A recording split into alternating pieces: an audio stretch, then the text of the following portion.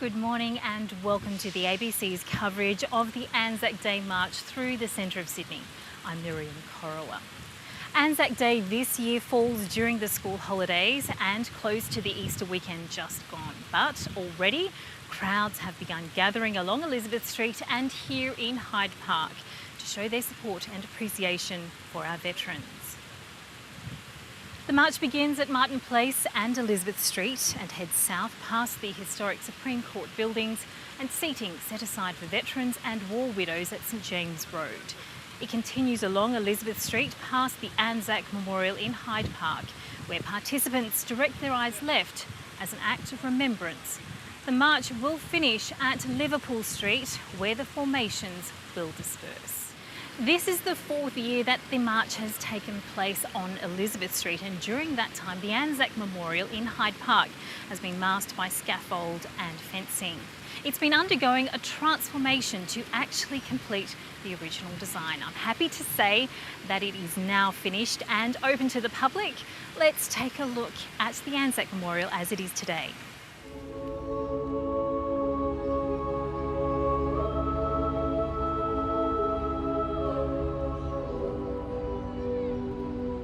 The Anzac Memorial was built because our war dead at the time were buried overseas. It's an extraordinary marriage between Bruce Dellett, the architect, and George Rayner Hoff, the artist, and so the symbolism is woven through the entire building. It uses the human form more than any other memorial in Australia, indeed probably the world. At the heart of the memorial is this remarkable work called Sacrifice that depicts the next of kin supporting their fallen loved one.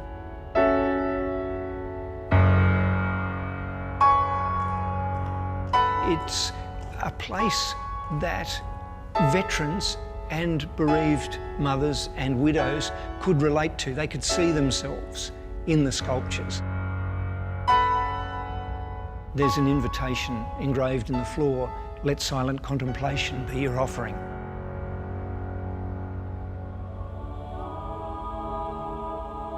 The Anzac Memorial opened in November of 1934, but lack of funds during the Depression and an enforced timeline meant that it was opened incomplete, if you like.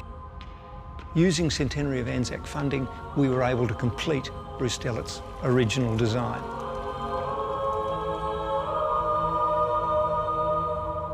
The Anzac Day March is a uniquely Australian event. It's not a funeral procession, nor is it a celebratory parade, but there are military elements to it. So when the march passes the Anzac Memorial, there will be a turning of the eyes of everybody participating in the parade as they are saluting the memorial that is here to remember their fallen comrades.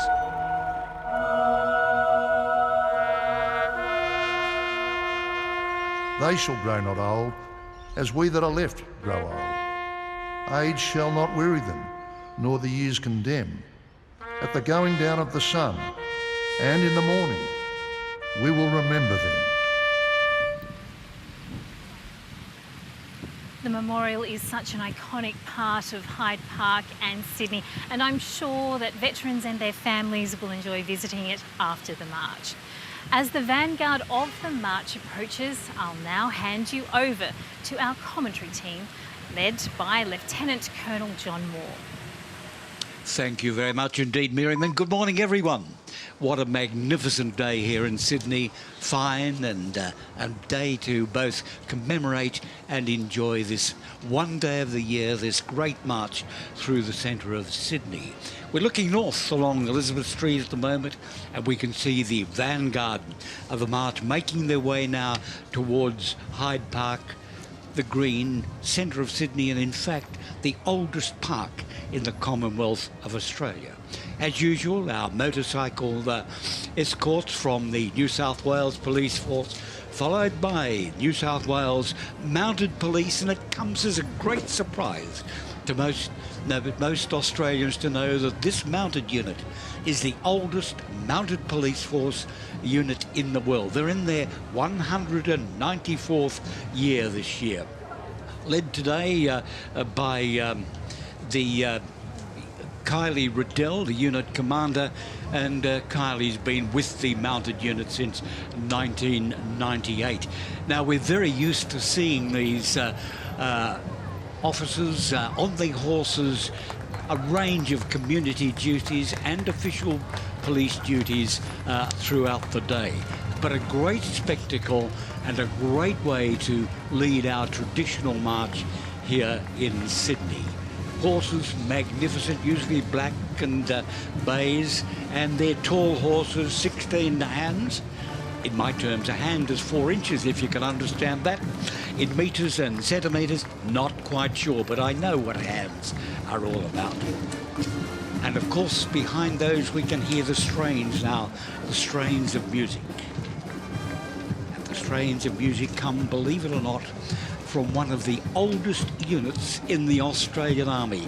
The Sydney Army Band, or the Army Band Sydney, has its beginnings of the Artillery Band, originally part of the New South Wales Defence Forces.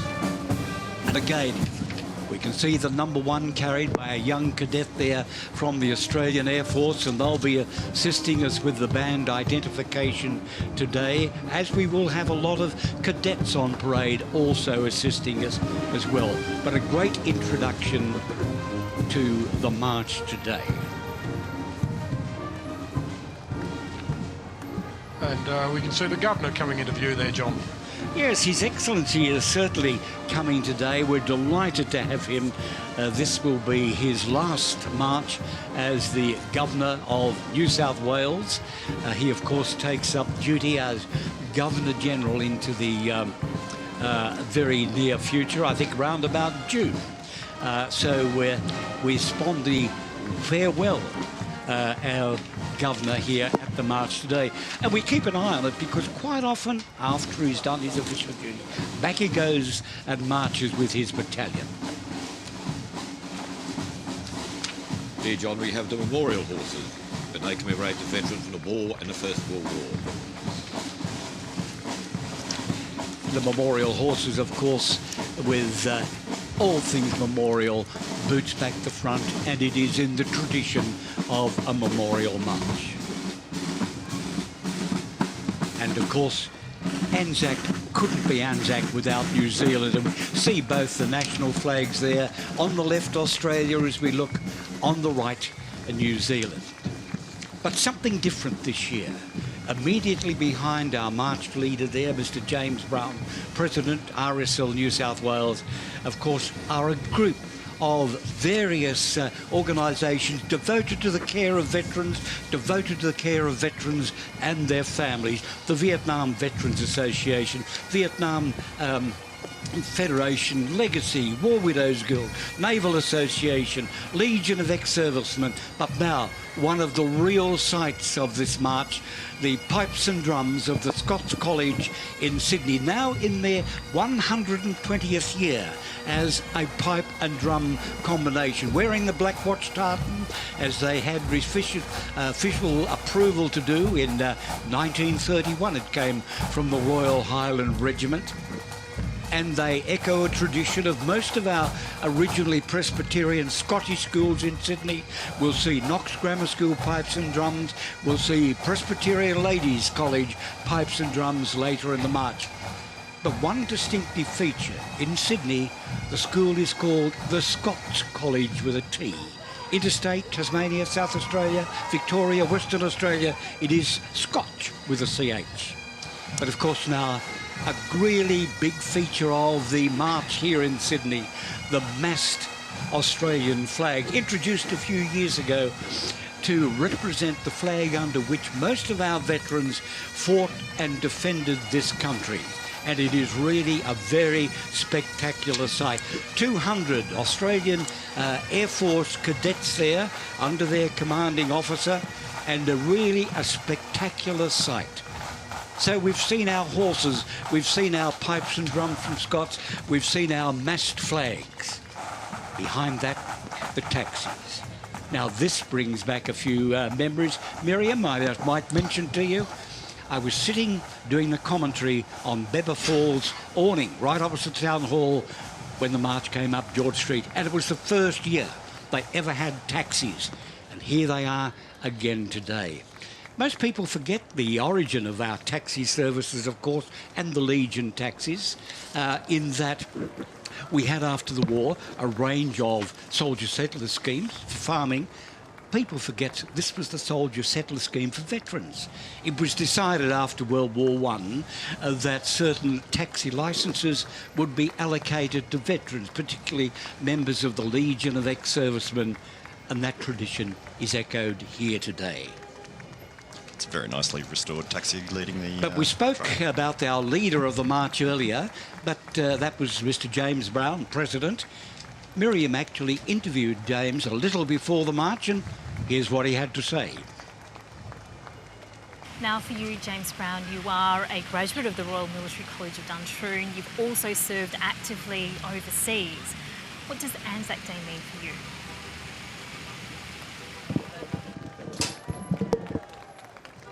Well, we're back to the taxis at the moment, and we'll pick up our words from James Brown in a moment or two, lost in cyberspace somewhere.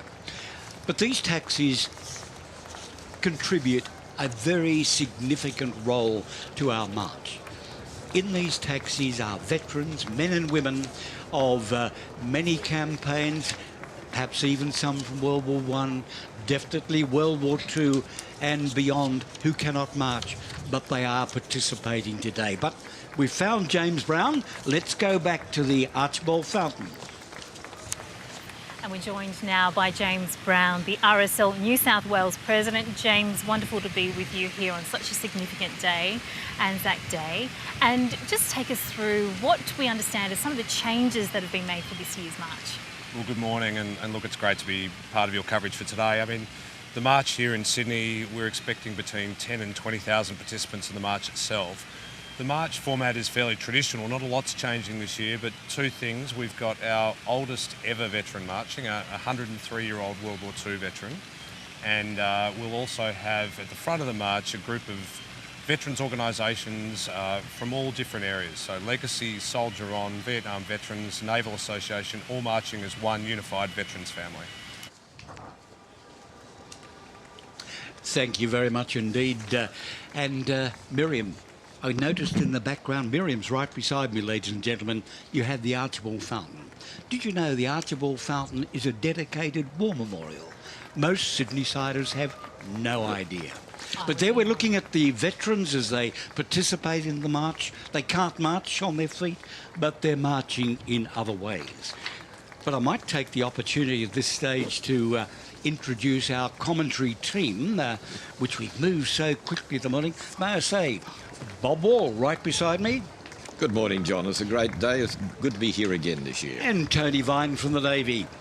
Thanks, John. Again, great to be back, and what a lovely day for a parade. And for the second year on our commentary team, Eamon Hamilton from the Air Force. Thanks, John. Pleasure to be back. And welcome indeed. But as we can see, the taxis are still continuing. This has been a feature, as I said, for a long time. And I can recall that first instance when the taxis came 4 abreast up George Street, and they seem to go on and on and on. But great to see the crowd today, appreciate them. And we might throw a quick thank you to the posties. Our posties went round this morning handing out all those national flags which you see being waved there as the taxis move by. But possibly also an opportunity to reflect on how all over Australia and all over the world, John, there are people commemorating Anzac Day. From Gallipoli to, I know my daughter's going to a service in Vancouver tonight. And in Tuvalu, they're having their second Anzac Day service with a lot of Tuvaluans signed up in the First and Second World War with the New Zealand and Australian forces. Tony, I think that's a very, very valid comment. We seem to isolate our views to Australia and New Zealand only, but of course the influence of Anzac goes way beyond that.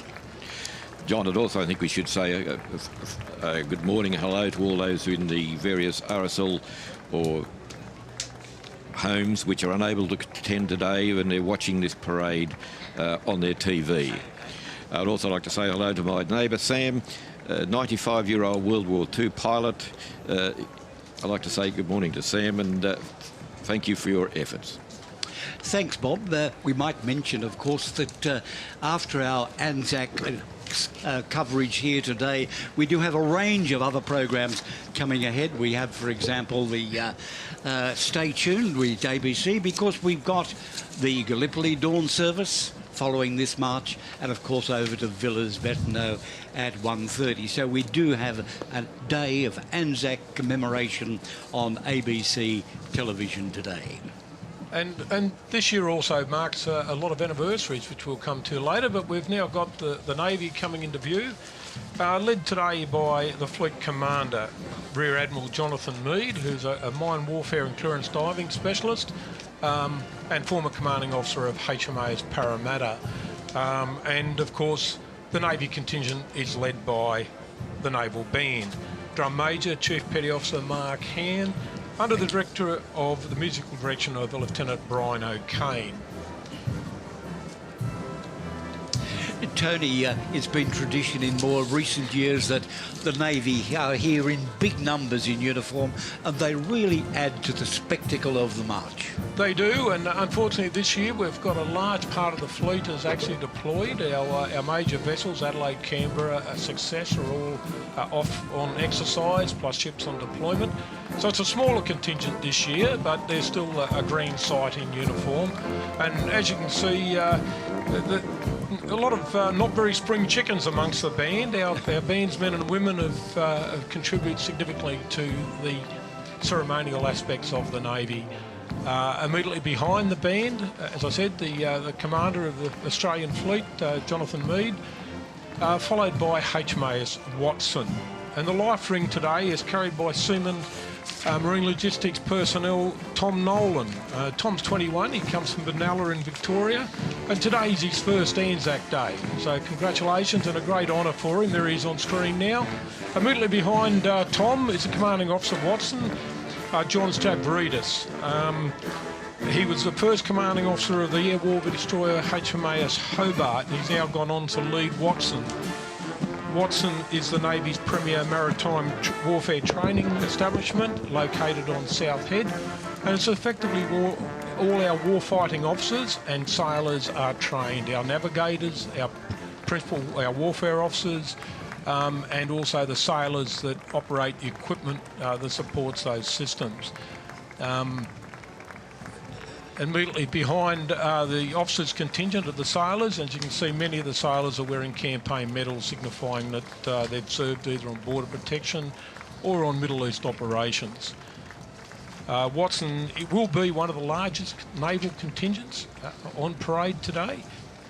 They're a mix of men and women who are doing their initial warfare training and those that are either back instructing or doing advanced warfare courses.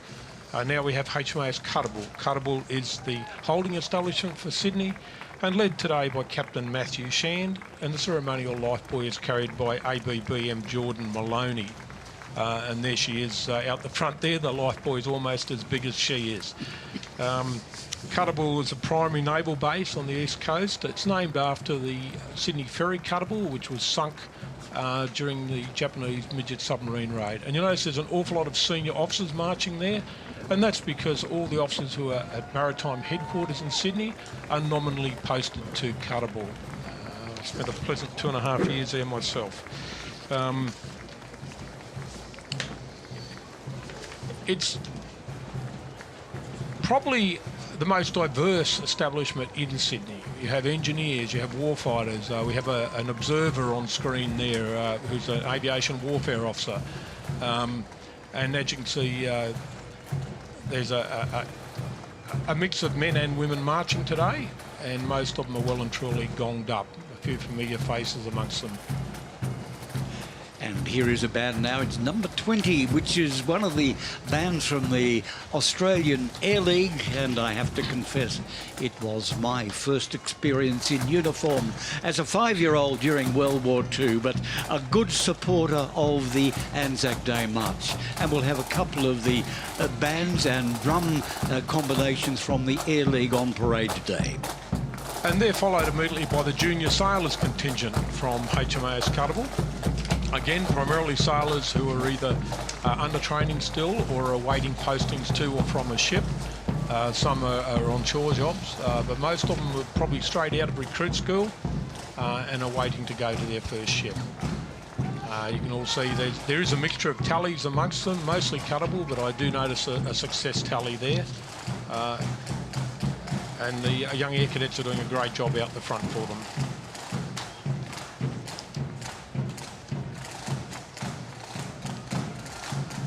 Now, HMAS Cuttable was a Sydney ferry. It was tied up alongside as an accommodation ship during the Japanese midget submarine raid in 1942. And a torpedo fired at the Chicago went underneath the Cuttable and exploded against the seawall, and it sunk with heavy loss of life on board. Most of the men who were lost on board were accommodated on the ship and had come back that night and were asleep when the torpedo hit. As a result, the base in Sydney was renamed Cuttable in honour of not only those men but also the ship itself. The wreckage of that submarine is on display in the War Memorial today, is that correct? One of them is. Which one actually fired, I can't remember, but yes. That was, I think, pretty certain it was one that was sunk off Bradley's head. And we're looking there at another pipe and drum combination. This is the Sydney Thistle Highland Pipe Band, led today by Drum Major Doug Hall, their Pipe Major Matthew McNeil. Regular participants here in the early stages of the march, and they're leading another Navy contingent. And that contingent is HMAS Waterhen, which is over at Waverton on the north side of Sydney Harbour. HMAS Waterhen is the base for many small craft, particularly the mine warfare vessels, and it's led today by Commander Rick Westerby, the commanding officer, and the ceremonial life ring is being carried by Seaman Chana Butland. The Waterhen is also the home of our clearance divers, who are the Navy's combat divers. They're responsible to the high water mark. They do ordnance disposal. Many of them have served in Afghanistan, embedded in army units doing UED, and the bulk of the crews of our mine clearance diving vessels are home ported in Waterhen. Immediately behind Waterhen is the life ring of HMAS Penguin. Penguin is the oldest commissioned shore establishment. It's at Middle Head. It's a home of the diving school, the hydrographic school, and the Navy's medical school. The life ring is carried by Seaman Jacqueline Day, and the commanding officer is Commander Matthew Bradley, who's a naval aviator. It's probably one of the most prized bits of real estate on Sydney Harbour. Fantastic views at Penguin, and it's an ideal place for the Naval Hospital.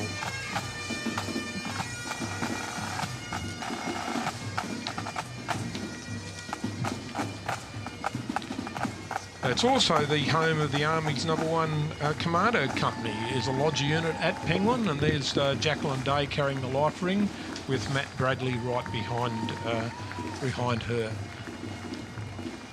The Penguin's motto is proud to serve, and there's been a ship with the name Penguin serving Australia since 1877, longer than the RAN has existed.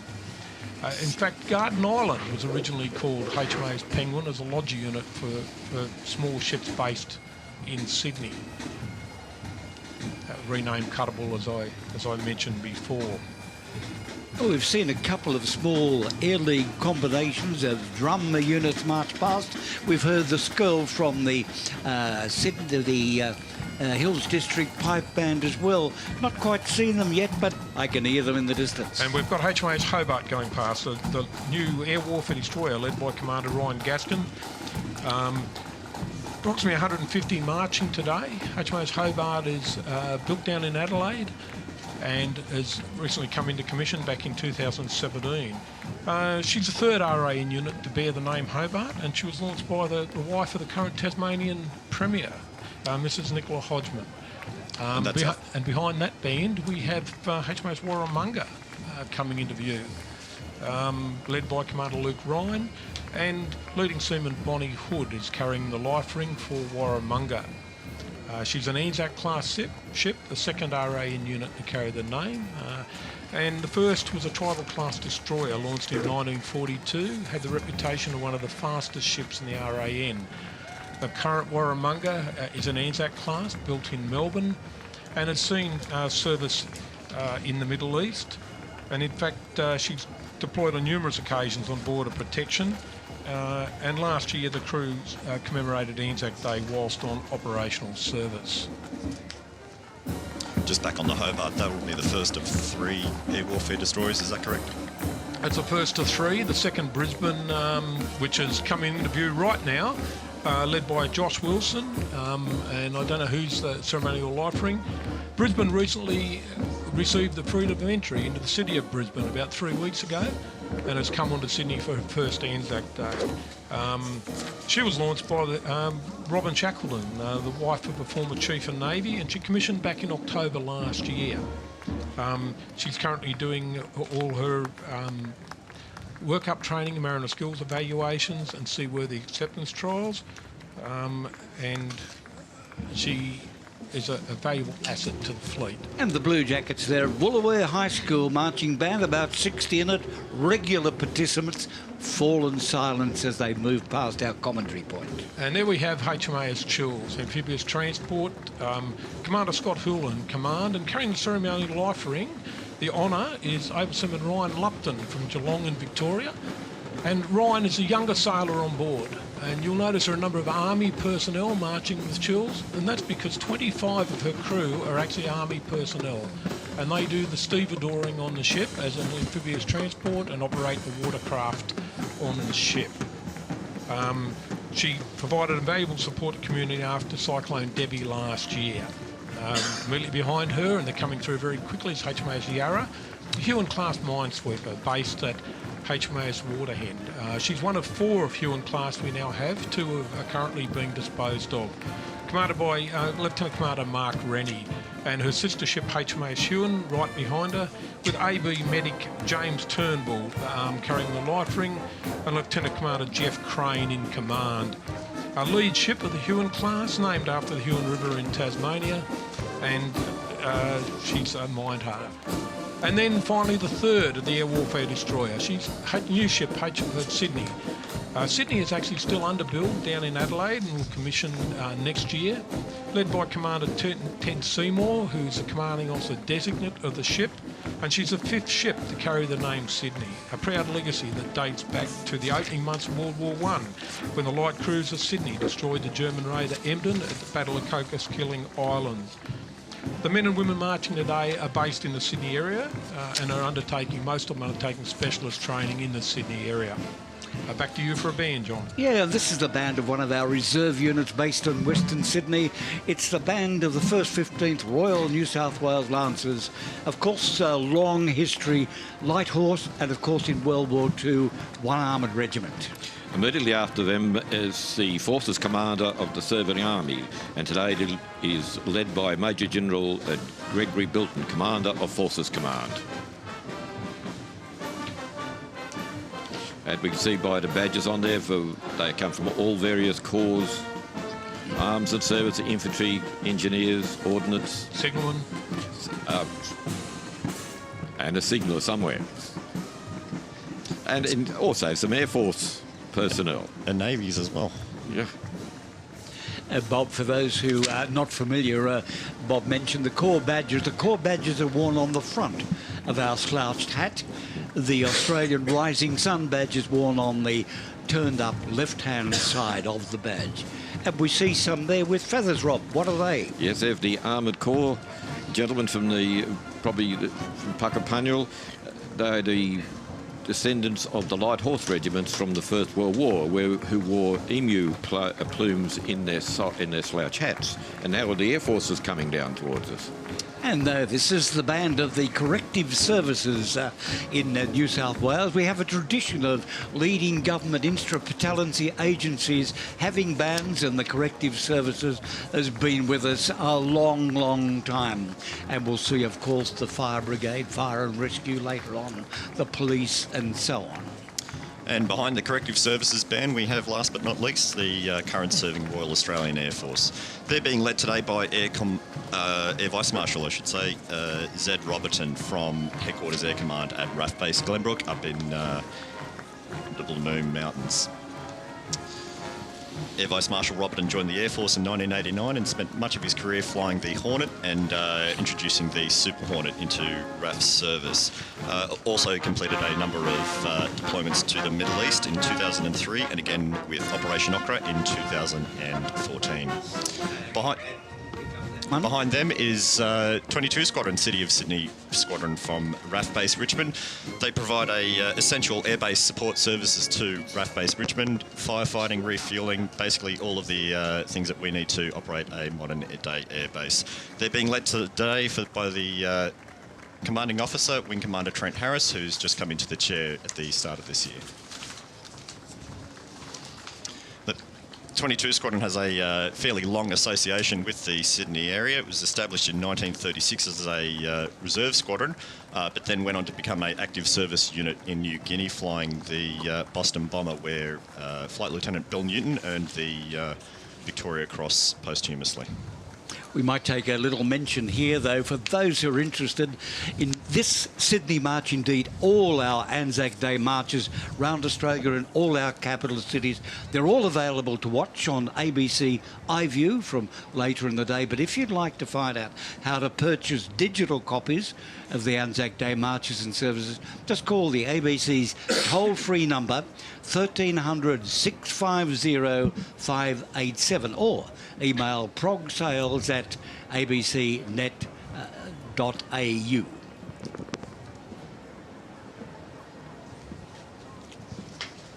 And we're looking at our crowd at the moment, building up as is usual here at the Anzac Day March, and all those flags dropped by the posties a little earlier in the day. Great to see them here. And big crowds at the moment, see, on both sides of the road. And we're looking down there at band number 8, which is St Patrick's College Sutherland Marching Band. Sutherland being one of Sydney's southern suburbs, down in the Shire, as a matter of fact.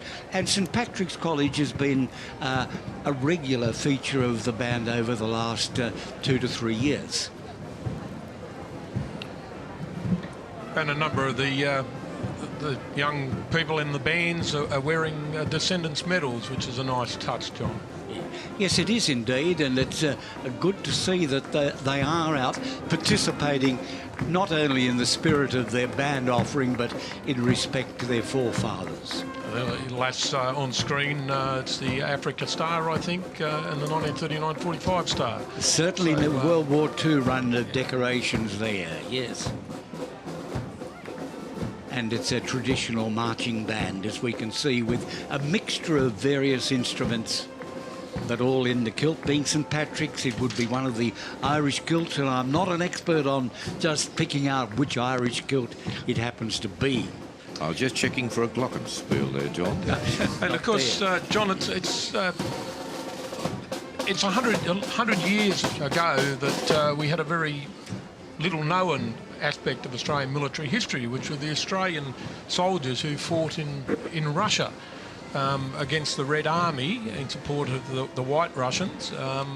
Little's known at the end of the war, a number of Australian soldiers enlisted in England in the British Army and served in Russia, and 2 Australians were awarded the VC in 1919 in Russia. Yeah, in fact, Tony, most Australians think you're wrong. When you say Australian VCs 1919, they don't realise it, but it is a fact.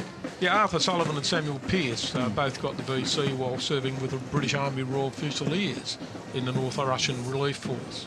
Sullivan's award was for rescuing wounded men under fire, very similar to what Trooper Donaldson got his VC for in Afghanistan. We're looking now at the pipes and drums of the Presbyterian Ladies College, Sydney. And it's a combination, as you can see there. They're pipes and drums augmented by instruments from other orchestras in the school. These are young girls, many of them only at primary school age, but have featured here regularly at the Anzac Day March for the last 6 or 8 years. And they do an excellent job. Well done, girls.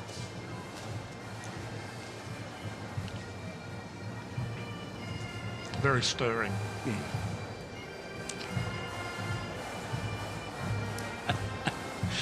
Yes, indeed. It's In fact, this morning earlier, it was rather interesting walking around Hyde Park, listening to the ghostly echoes of pipes being tuned from amongst all the trees. Couldn't see any of the pipers, but you could certainly hear them. A very famous squadron coming into view, Eamon. Yeah, but ahead of them is Headquarters Air Command. So they're also up at RAF Base Glenbrook. In fact, they work for the Air Commander who marched earlier on. They're being led today by Wing Commander Highfried Jones, who was a lateral recruit. We brought him over from the Royal Air Force in 2009. He's a personnel capability officer and has served a number of deployments in the Middle East with both forces as well. Air Command essentially runs the day-to-day operational function of the Royal Australian Air Force, making sure that we're prepared and trained to deploy on operations all over the world.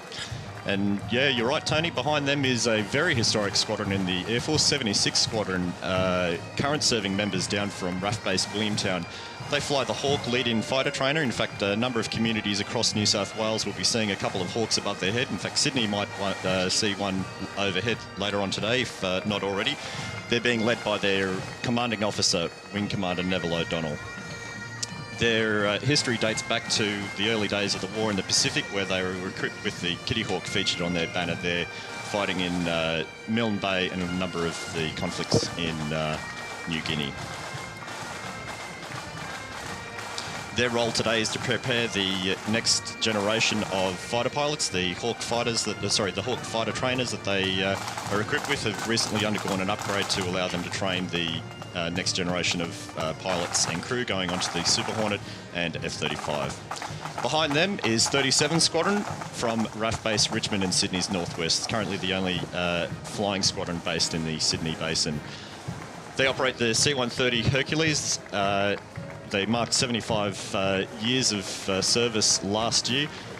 And wherever the Australian Defence Force is in the world, generally it's getting there on the back of a C-130. A couple of, last month in fact, they had 3 aircraft go into Groot Island and MacArthur River in Northern Territory and pull more than 770 people out ahead of a cyclone that was coming through that area in a single day. So that's a remarkable effort. They also provide support in the Middle East and just a quick g'day to the Air Mobility Task Group in the Middle East with the Hercules over there. Behind them, Air Mobility Training and Development Unit, also from RAF Base Richmond, and you'll notice a mix of RAF and Army uniforms in that. That's because it's a joint unit. It's under RAF command, but it's also made up of a number of Army and public servant personnel as well. Their role, if you want to fit something in the back of a cargo aircraft or sling it underneath a Army or Navy helicopter and get it somewhere, or airdrop it somewhere, these are the men and women that will make sure that it can fit and be safely delivered. And the band there, the longest standing concert band in Australia. It's a full-time unit with professional musicians, established in 1895. The New South Wales Police Band, well known in Sydney and New South Wales, and not only for tours of duty like the Anzac Day March, but community concerts and support right throughout the state.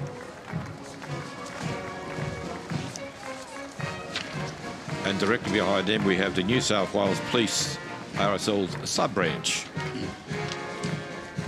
You see some of these soldiers, some of these policemen have served in the Army, Navy, Air Force, but also on the peacekeeping duties in the Middle East and various parts of the world. Yeah, it's a little known fact that policemen are awarded the Australian Service Medal for serving in peacekeeping roles. I've often thought that if they're wearing that, they're actually a reservist. And we could see a couple of blue berets there, of course, indicating that they are personnel who's served in United Nations peacekeeping forces in various parts of the world. We've got another vehicle there with a few servicemen and women who can no longer march, but are still being able to participate through the service as volunteer drivers. At one time, of course, these would have been Army Land Rovers, but no Land Rovers in the Army anymore. Behind them is the number 3 Aeromedical Evacuation Squadron, also from RAF Base Richmond. Their roots go way back into 1941 with the establishment of number 3 Hospital in the Sydney Basin. And today you'll find them deployed on operations wherever we need to bring people home, whether they're civilians being brought out of a disaster area or supporting our men and women on deployed operations. So anytime that you see a C-130 or a C-17 or C-27 deployed overseas for humanitarian relief, you can guarantee there's one of them in the back of the aircraft. It wouldn't be Anzac Day without our friends from across the ditch, the New Zealanders, one half of the famous legend. It's led today by Group Captain Nick Osborne. And also we have a World War II veteran, which is Ken Frank. Ken is blind, and he will be assisted today by his grandchildren, Jess and Ross. The New Zealand RSL's had a sub-branch over here in Australia since before 1938. And our Kiwi friends have fought alongside us in every major conflict since World War I. And of course, one of their local sub-branches there, the Kiwi sub-branch of the Returned Soldiers Association of New Zealand. Well, that was actually the Niue Island, the nation of Niue, John. A very tiny speck of a country. And many Niue Islanders served in the New Zealand forces in the Second World War. And very harmonious they are too. And in good form. Yes, we should stop and listen to them. They're very good. Okay, and now we're coming into the World War II naval veterans. And we've got a generic banner there recognising all the World War II veterans, many of whom are no longer marching. A couple of vehicles out the front there carrying, again, former Defence Force Land Rovers, now operated by volunteer organisations, carrying naval personnel who can no longer march. It's led today by the Navy Group by Rear Admiral Guy Griffiths. Guy Griffiths saw operational service in 3 wars. He was a midshipman on the Repulse when it was sunk off Malaysia in 1941, and he had 9 commands, including Sydney and Anzac in Korea. Served on 9 ships, including Sydney and Anzac in Korea, and he was commanded in Hobart in Vietnam and of HMAS Melbourne during the Cyclone Tracy relief team. World War II naval veterans, the youngest would have been 17-year-olds who enlisted in 1945, so they would have been born in 1928. That'd be the youngest veterans probably on parade today, though most of our World War II veterans are now in their mid to late 90s at the least. So we've got a great view there. And there we have the HMAS Australia. HMAS Australia.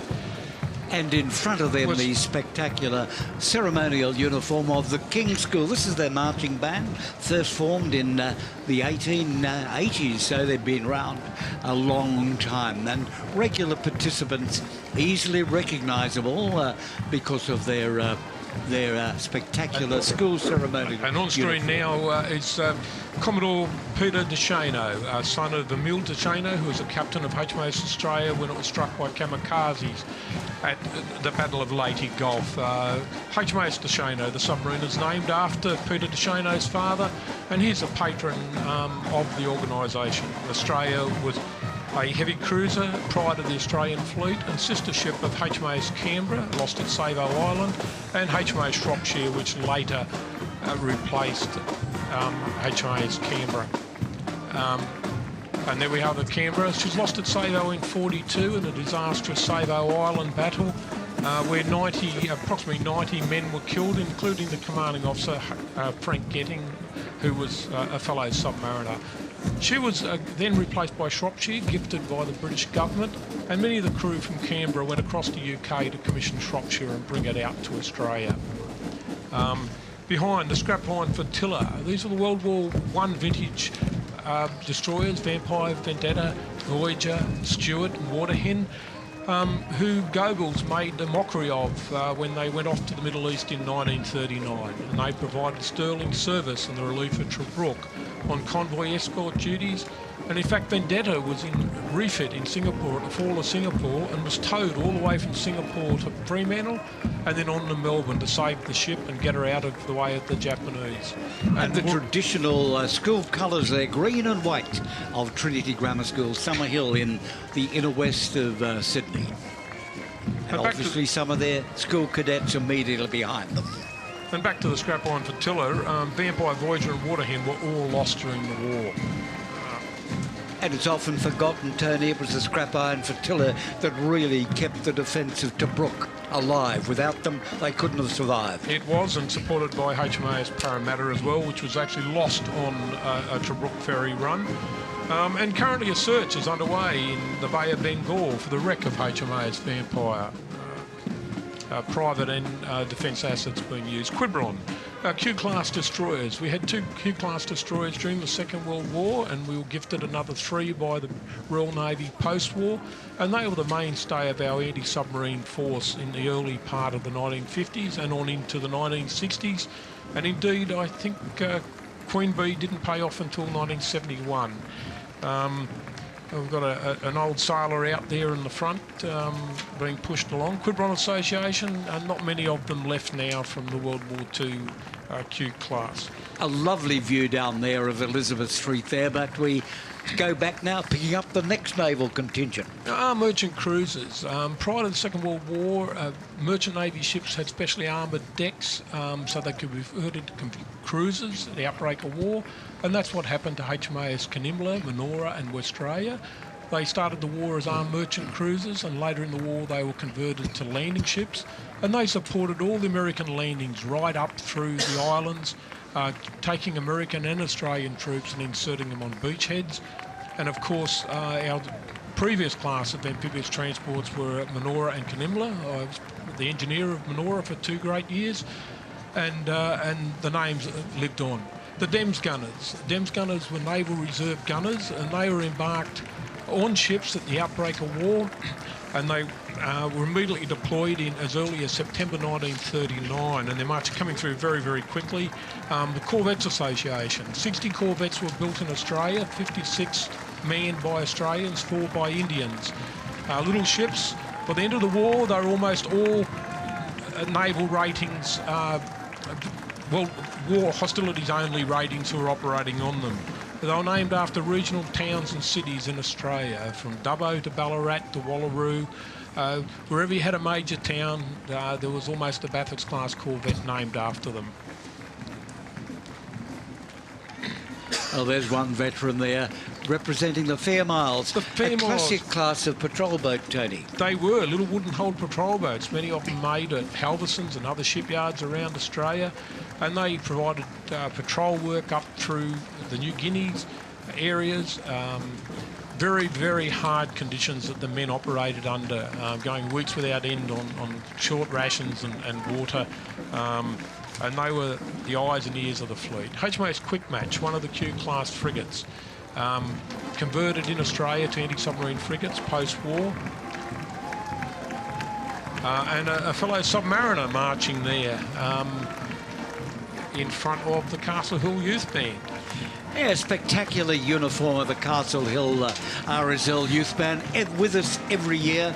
They look good, they sound good, and we're delighted to have them supporting the march. And they normally go around twice, so I would think we'll see Castle Hill again a little later on in the march. And World War II Army, and over to you, Bob.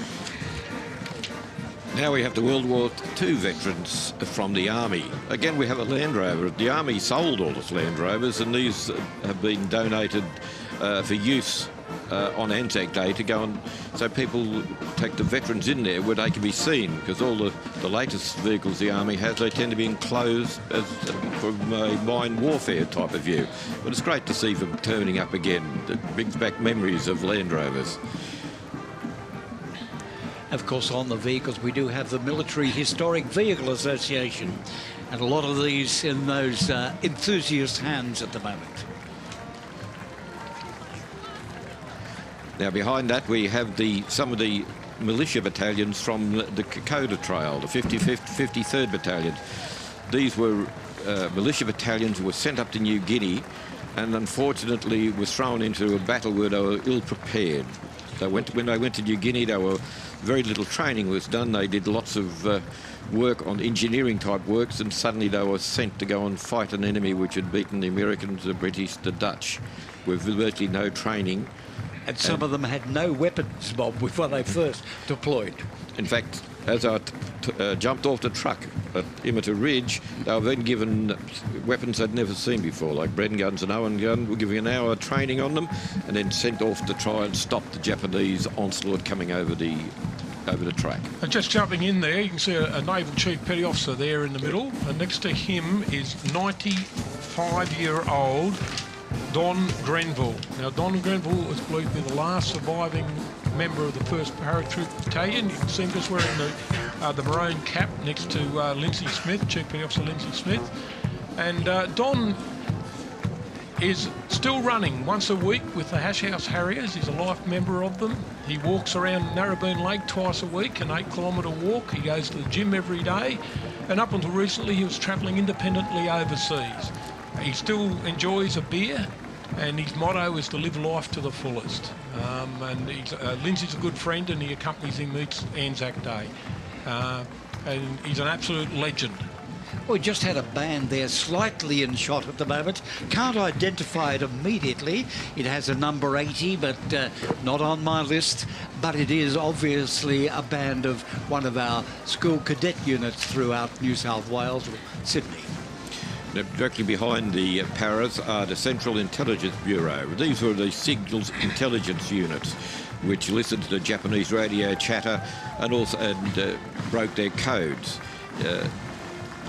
The General MacArthur thought so highly of them. They were the only Australian troops that he took with him when he went to the Philippines.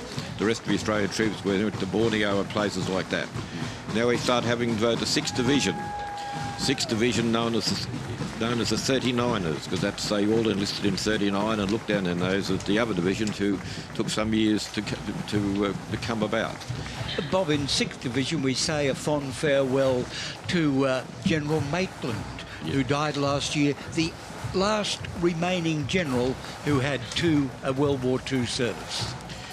Now we have some of the anti-aircraft and searchlight batteries which defended Port Moresby against the Japanese air attacks there. And there on the screen there is Mr. Collins. Yeah, Bert Collins, Bert who's Collins, 103, the yes. oldest man on parade today, I believe. It's him in the wheelchair, Chair. just slightly obscured. He was a searchlight battery operator in New Guinea. And again, they were there to go and provide the illumination for the anti-aircraft batteries when they were firing upon the Japanese bombers as they attacked. Again, we have the mobile anti-aircraft batteries, Royal Australian Artillery mobile searchlights. Again, they all together were the saviours and those who were there to defend Moresby and all the other important ports against the Japanese aircraft attacks. Actually, I think that's Bert Collins on the screen now. From the 52nd Composite Regiment, yes. And he's the oldest serving surviving veteran. He's 103. Now we have the 52nd. I think Bert was part of the 52nd. And here, John, we have another one of your Air League This bands. is the Hornet Squadron from Riverwood, probably one of the fastest growing youth groups in Australia. Well represented, they've been on overseas tours, and again, regular supporters of not only this parade, but particularly those out at the Ingleburn Military Heritage Centre in Western Sydney. John, I do detect a glockenspiel. Yeah, Robert's after glockenspiels. His day is made. Good to see the Air Force has the foresight. Be the Air League. Again, we have some more anti-aircraft regiments. The 53rd, their battle honours are mainly in New Guinea, Borneo, North New Guinea, Morotai. Again, they were the ones that protected the vital installations against the Japanese air attacks. And of course, a great combination between these anti-aircraft regiments and the searchlights who've just gone by, Robert. Yes. I think that was led by Les Blackley, who was a gunner. And then we come to the water transport. The Army sailors. Yes, the Army sailors. All these wonderful flat-bottomed, blunt-barreled scows that would help them do beach landings. And a group of veterans there obviously want to participate, but they've got descendants or friends assisting them with their participation today. Great to see them on parade. Famous members including media mogul Sir Frank Packer and Sir Ninian Stevens, a former Governor-General who were part of the Australia's Navy in the water transport. Now we have the Corps troops coming through now. Australian Army Service Corps, which drove the trucks, which brought up the ammunition and food. Your PNG Infantry Battalions, which were formed from various Australians who were in New Guinea at the time. Field Companies, Engineers. Again, if you look at their battle honours, it's the Port Moresby and all the battles afterwards. More engineers coming through. Actually, a few of these units don't appear to have any veterans marching. No, these are all families. Yeah, and they obviously were probably also in the Middle East. Then we have the RAMI, the field workshops. These are the people who've repaired all the trucks and all sorts of equipment, radios, everything. A survey battery. Again, we have the 31st, 52nd, again, a militia battalion. The distinction between the militia battalions and the RAF is militia battalions were not allowed to be sent overseas under the Defence Act of 1903 at 2, I think. Now we have one of the more famous ones, the Milne Force, Milne Bay. The first time the Japanese army was forced to retreat from a battle, where they had to withdraw their troops at Milne Bay after a militia brigade and an RAF brigade forced them to retire, and they were given such great support by the 2 squadrons of RAF who made the difference.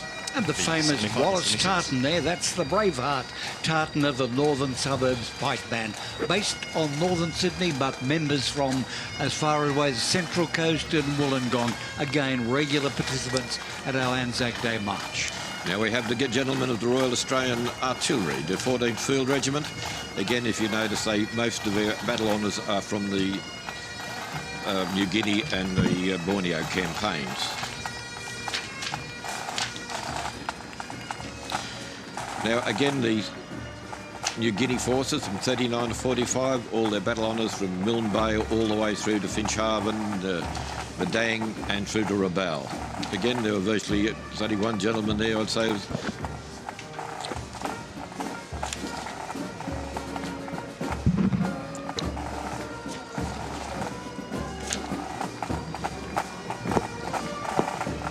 Here comes the PNG VR and Angao. Angao was the government part of the organisation. They went and organised the carriers and looked after the behind the battlefield, where the volunteer rifles were the riflemen who went up on the track and fought the Japanese.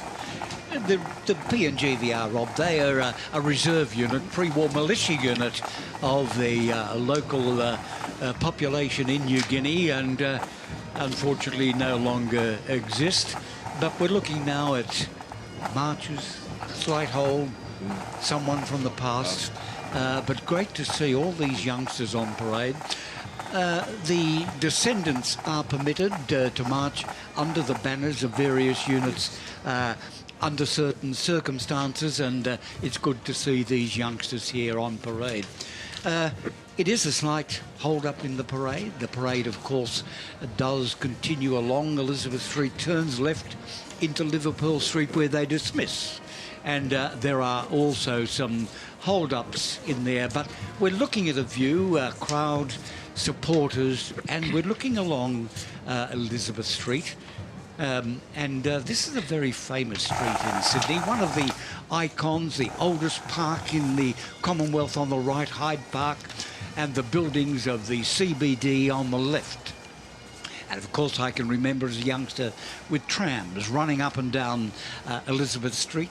Will they ever come back to Elizabeth Street? Question mark for the future. Now we start coming into some of the AIF units. Again, the start, they're the 2nd Field Regiment, a part of 6th Division. As you can see, they were everywhere. They're from Libya, Greece, Crete, and then they were starting up to Kokoda and on there. Just looking at the band there, the marching band of Waverley College Cadet Unit in Sydney. Regular features again, and I think we could mention perhaps the most famous member of the Waverley College Cadet Unit was currently, or is, our current Governor-General.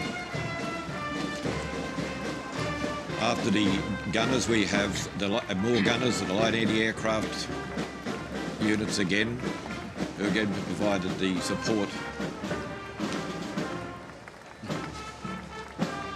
They seem to be going through very quickly, and some of the people who should be here, unfortunately, are not marching today.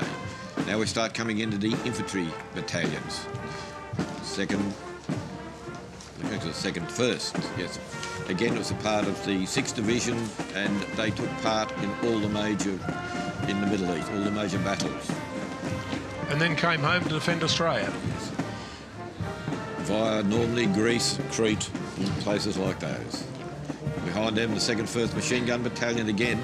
This is one of the units, in fact, who started the war in England. A brigade was sent over there, and when the threat of invasion by the Germans had stopped, they were sent back to Egypt to go and form a part of the 6th Division, one of the brigades of the 6th Division. Of course, many of these units had to be reformed after heavy losses at Greece and Crete, where they lost a lot of men and both killed and as POWs. Well, as the sign says, Yagoona District Band, traditional redcoats, we're used to seeing regularly on Anzac Day marches, and we thank them very much indeed. In fact, we thank all our participants in the march, the bands of volunteers. Without them, some of the spectacle of the day might quietly disappear. Behind them we have the 2nd. On the tally there you see it says Beatty of Tobruk. It didn't take part in the siege of Tobruk, it took part in when we captured Tobruk in the first place, when the 6th Division had relieved one of the Indian divisions and it was chasing the Italian army all the way back towards Tripoli. This is just before the Germans intervened. And so... Well, we obviously have a lot of descendants representing there in front of the Pioneer Battalion. Yes, second part of the 6th Division, 2nd 1st Pioneer Battalions marching side by side. Well, very thin on the ground these days, Robert. Yes, I'm afraid age does weary us and the years condemn. They're essentially engineers who would fight, the closest thing to the combat engineer. So halfway between an infantry and an engineer. Each battalion normally, even today, has a pioneer platoon in it to go and do certain engineering tasks that the battalion commander has. So we don't have any pioneer battalions on the order of battle at the moment. And here's someone well, who's come there's to a see youngster. Thank you, says the sign. Well done.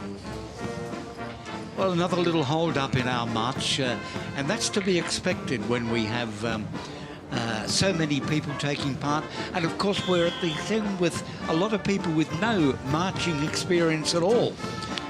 They're all well gone, but with a few exceptions, as we could see there.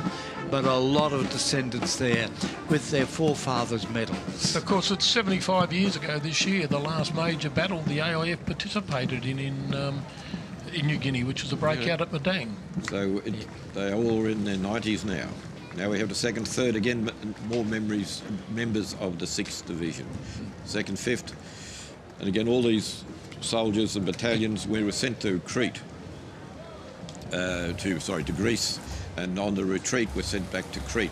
And then some of them finished up going to Syria, where we had a fight with the Vichy French. Some of these battalions have the honour on their battle honours that they fought all the king's enemies, which is the Germans, the French, the Italians and the Japanese. And we can hear the skirl there of the pipes, and we can see one of the lovely, there we are, at Castle Hill, the Parramatta RSL Caledonia pipe band. A pipe band which is expanding in numbers. I was chatting to a few of them at an event recently out at the Rugby Sevens competition, as a matter of fact. They were contributing to that, and they were saying that they've got a lot of youngsters now coming in and joining their pipes and drums, and that's good for the Caledonian pipes and drums future. Well done, Parramatta. With all their regalia, it's very difficult for them to squeeze in a set of medals there, John. Very difficult indeed, indeed. In fact, we might just talk briefly about kilts. They were, of course, banned for 40 or 50 years in the Highland, but very hard to keep such a symbolic tradition down, and there we have one of the Campbell tartans. There are several different varieties of Campbell tartans. I served in a regiment which had a Campbell's tartan, slightly different to the one on parade there today. A typical Highland dress, and it varies a little. Some of our Highland dress in Australia for our bands is perhaps a little more casual, and that hands with the heat of the day. And it's going to be a warm day out there today, and I think our Highland drummers and pipers perhaps will be warm under their Highland dress today. Yeah. Well, we're looking down, believe it or not, this is a street, Elizabeth Street now, used to be called Mulgrave Street. The name was changed by Governor Macquarie in 1810, and he named it Elizabeth Street after his second wife. His first wife had died in childbirth. And we're looking at Hyde Park on the right. That was also a name given by Governor Macquarie in that same year, 1810. In fact, one of the features of Macquarie's control of the colony in those days was the changing and giving the names of the streets which apply today. George Street, for example, was in fact High Street, and in 1810 it was changed to George Street, just as this is now Elizabeth Street, and it was Mulgrave Street. We're looking now at the start of the 19th Brigade, and it's the 2nd 4th Battalion, colours are white over green. Today it's led by Alf Carpenter, who turned 102 a couple of days ago. He was the RSM of the 2nd 4th Battalion when he was injured in the fighting at Crete. There he is in the centre. Yep, and while there's a slight pause there, perhaps I could just mention, please stay tuned to ABC Television, because there are a number of programs scheduled today, and they all commemorate Anzac Day. Immediately following this broadcast at 12:30, we'll be crossing live to Turkey and the Gallipoli dawn service, and at 1:30 live telecast from the dawn service from Villas Bretano. So stay with ABC TV today. There we have it, the 2nd 4th again, and Alf would be in the... don't think we can see... I can see just part of his leg at the moment. There he is there, Alf Carpenter, who's turned 102. Alf lives up on the Central Coast at the moment, and it's very difficult to get down here for these events, but great to see Alf Carpenter whenever he's here. And Mary Bell escorting him. Yes. That's right. Stalwart of the service community. And here we have one you don't see very often, the Donnars. These were the messengers on motorcycles who used to go and take... This is before we had all these wonderful communications we have now, and written messages were taken from one headquarters to the other, and as you can see where their battle honours are, they were taken by actual motorbikes. Now we have the 7th Division, known as the Silent 7th. And a Kiwi marching there. No, it's Fuzzy Yes. with the Angels. 7th Division have traditionally had a Fuzzy Wuzzy Angel with them, and they're on parade again today. Great to see them there. Our Fuzzy Wuzzy Angel comes from Port Moresby. Her name is Alice Tarmore, and she's down, and there is... We have him now, Dick Payton. Dick, long-time president of 7 Div Engineers. No one's going to keep Dick from the march, and he's being supported today by his son. Also there with the Fuzzy Wuzzy Angels, long-term secretary of the association, Dawn Holden. And the Kiwi that was on screen is Platoon Sergeant Lee Morgan of the 6th Battalion. And that's recognising the fact that a Kiwi veteran trained many of the Papua New Guinea Battalion members during the war. And this is the marching koalas. They're down from Mahunta, Newcastle-based band. Pardon me, but they come down every year. It's strict. But they come down every year. Great to see them here. Black slouch hats, or hat KF in official terms, their yellow decoration and feathers, and their red jackets. A good quality band, and have been around for, well, quite a long time now here, and we see them regularly at our Anzac Day Parade. As again, I pass a big thank you to all our bands. Without them, the band the march wouldn't quite be what it is today. And all the kids are wearing a sprig of rosemary tucked in somewhere. Particularly at school holidays, and all the school bands are here today. Thank them for that. Because in the spirit of a modern marching band, as against our traditional brass or a military band. But welcome to Sydney, the marching koalas. Now we have the 7th Division, 2nd Cav Regiment. Again, they would have had Bren gun carriers, vehicles like that. After that, we have the gunners, the gentlemen who had some class to an otherwise vulgar brawl, which the infantry are indulging in.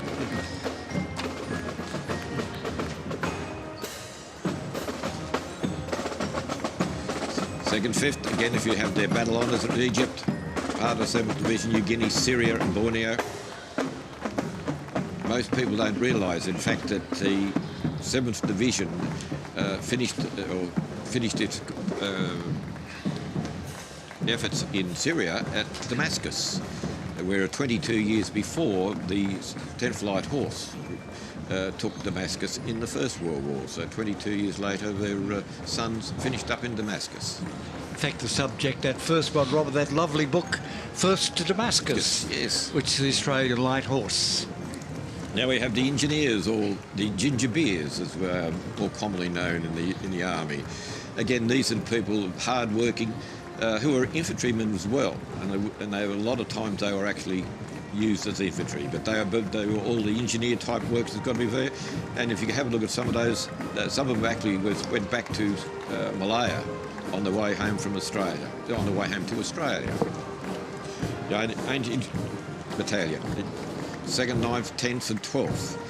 This battalion, this brigade, in fact, should be better known because it took part in the siege of Tobruk as a brigade attached to the 9th Division, and it was the AOF brigade which took part in the battle at Milne Bay, which forced the Japanese to withdraw. So it took part in probably arguably the two most important battles the Australian Army took part in the Second World War. Now we're in the 21st Infantry Brigade, again with the battalions. You see they were started Syria, Kokoda, another school band coming up. Now, this is Sydney High School. It's their marching band in their traditional colours of the chocolate and blue.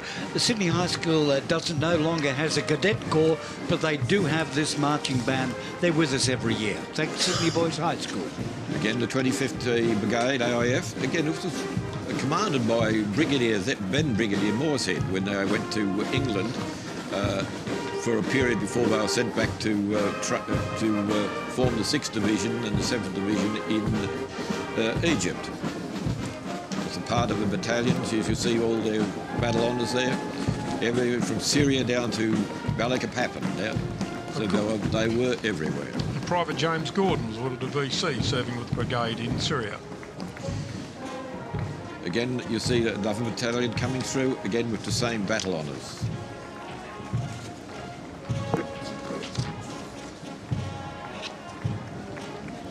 And this is one of our local district band. It's the Willoughby Band, and it's kept up the tradition of many of our suburbs echoing their own, or being represented by their own brass or military band. Willoughby, of course, being on the Sydney North Shore in the Chatswood area, and it's a long-standing band. Now, 2nd 33rd Battalion is led by President Yvonne Unit, who was formed in the UK, again as one of those units was formed in the UK, before serving in Egypt, Syria and Lebanon, before being sent back to Australia for jungle training. Now the ammunition sub-park, these are the people who held all the ammunitions that the various units in the division required and were sent forward by normally using the 3 and 5 tonne trucks from RASC, from the Royal Australian Army Service Corps.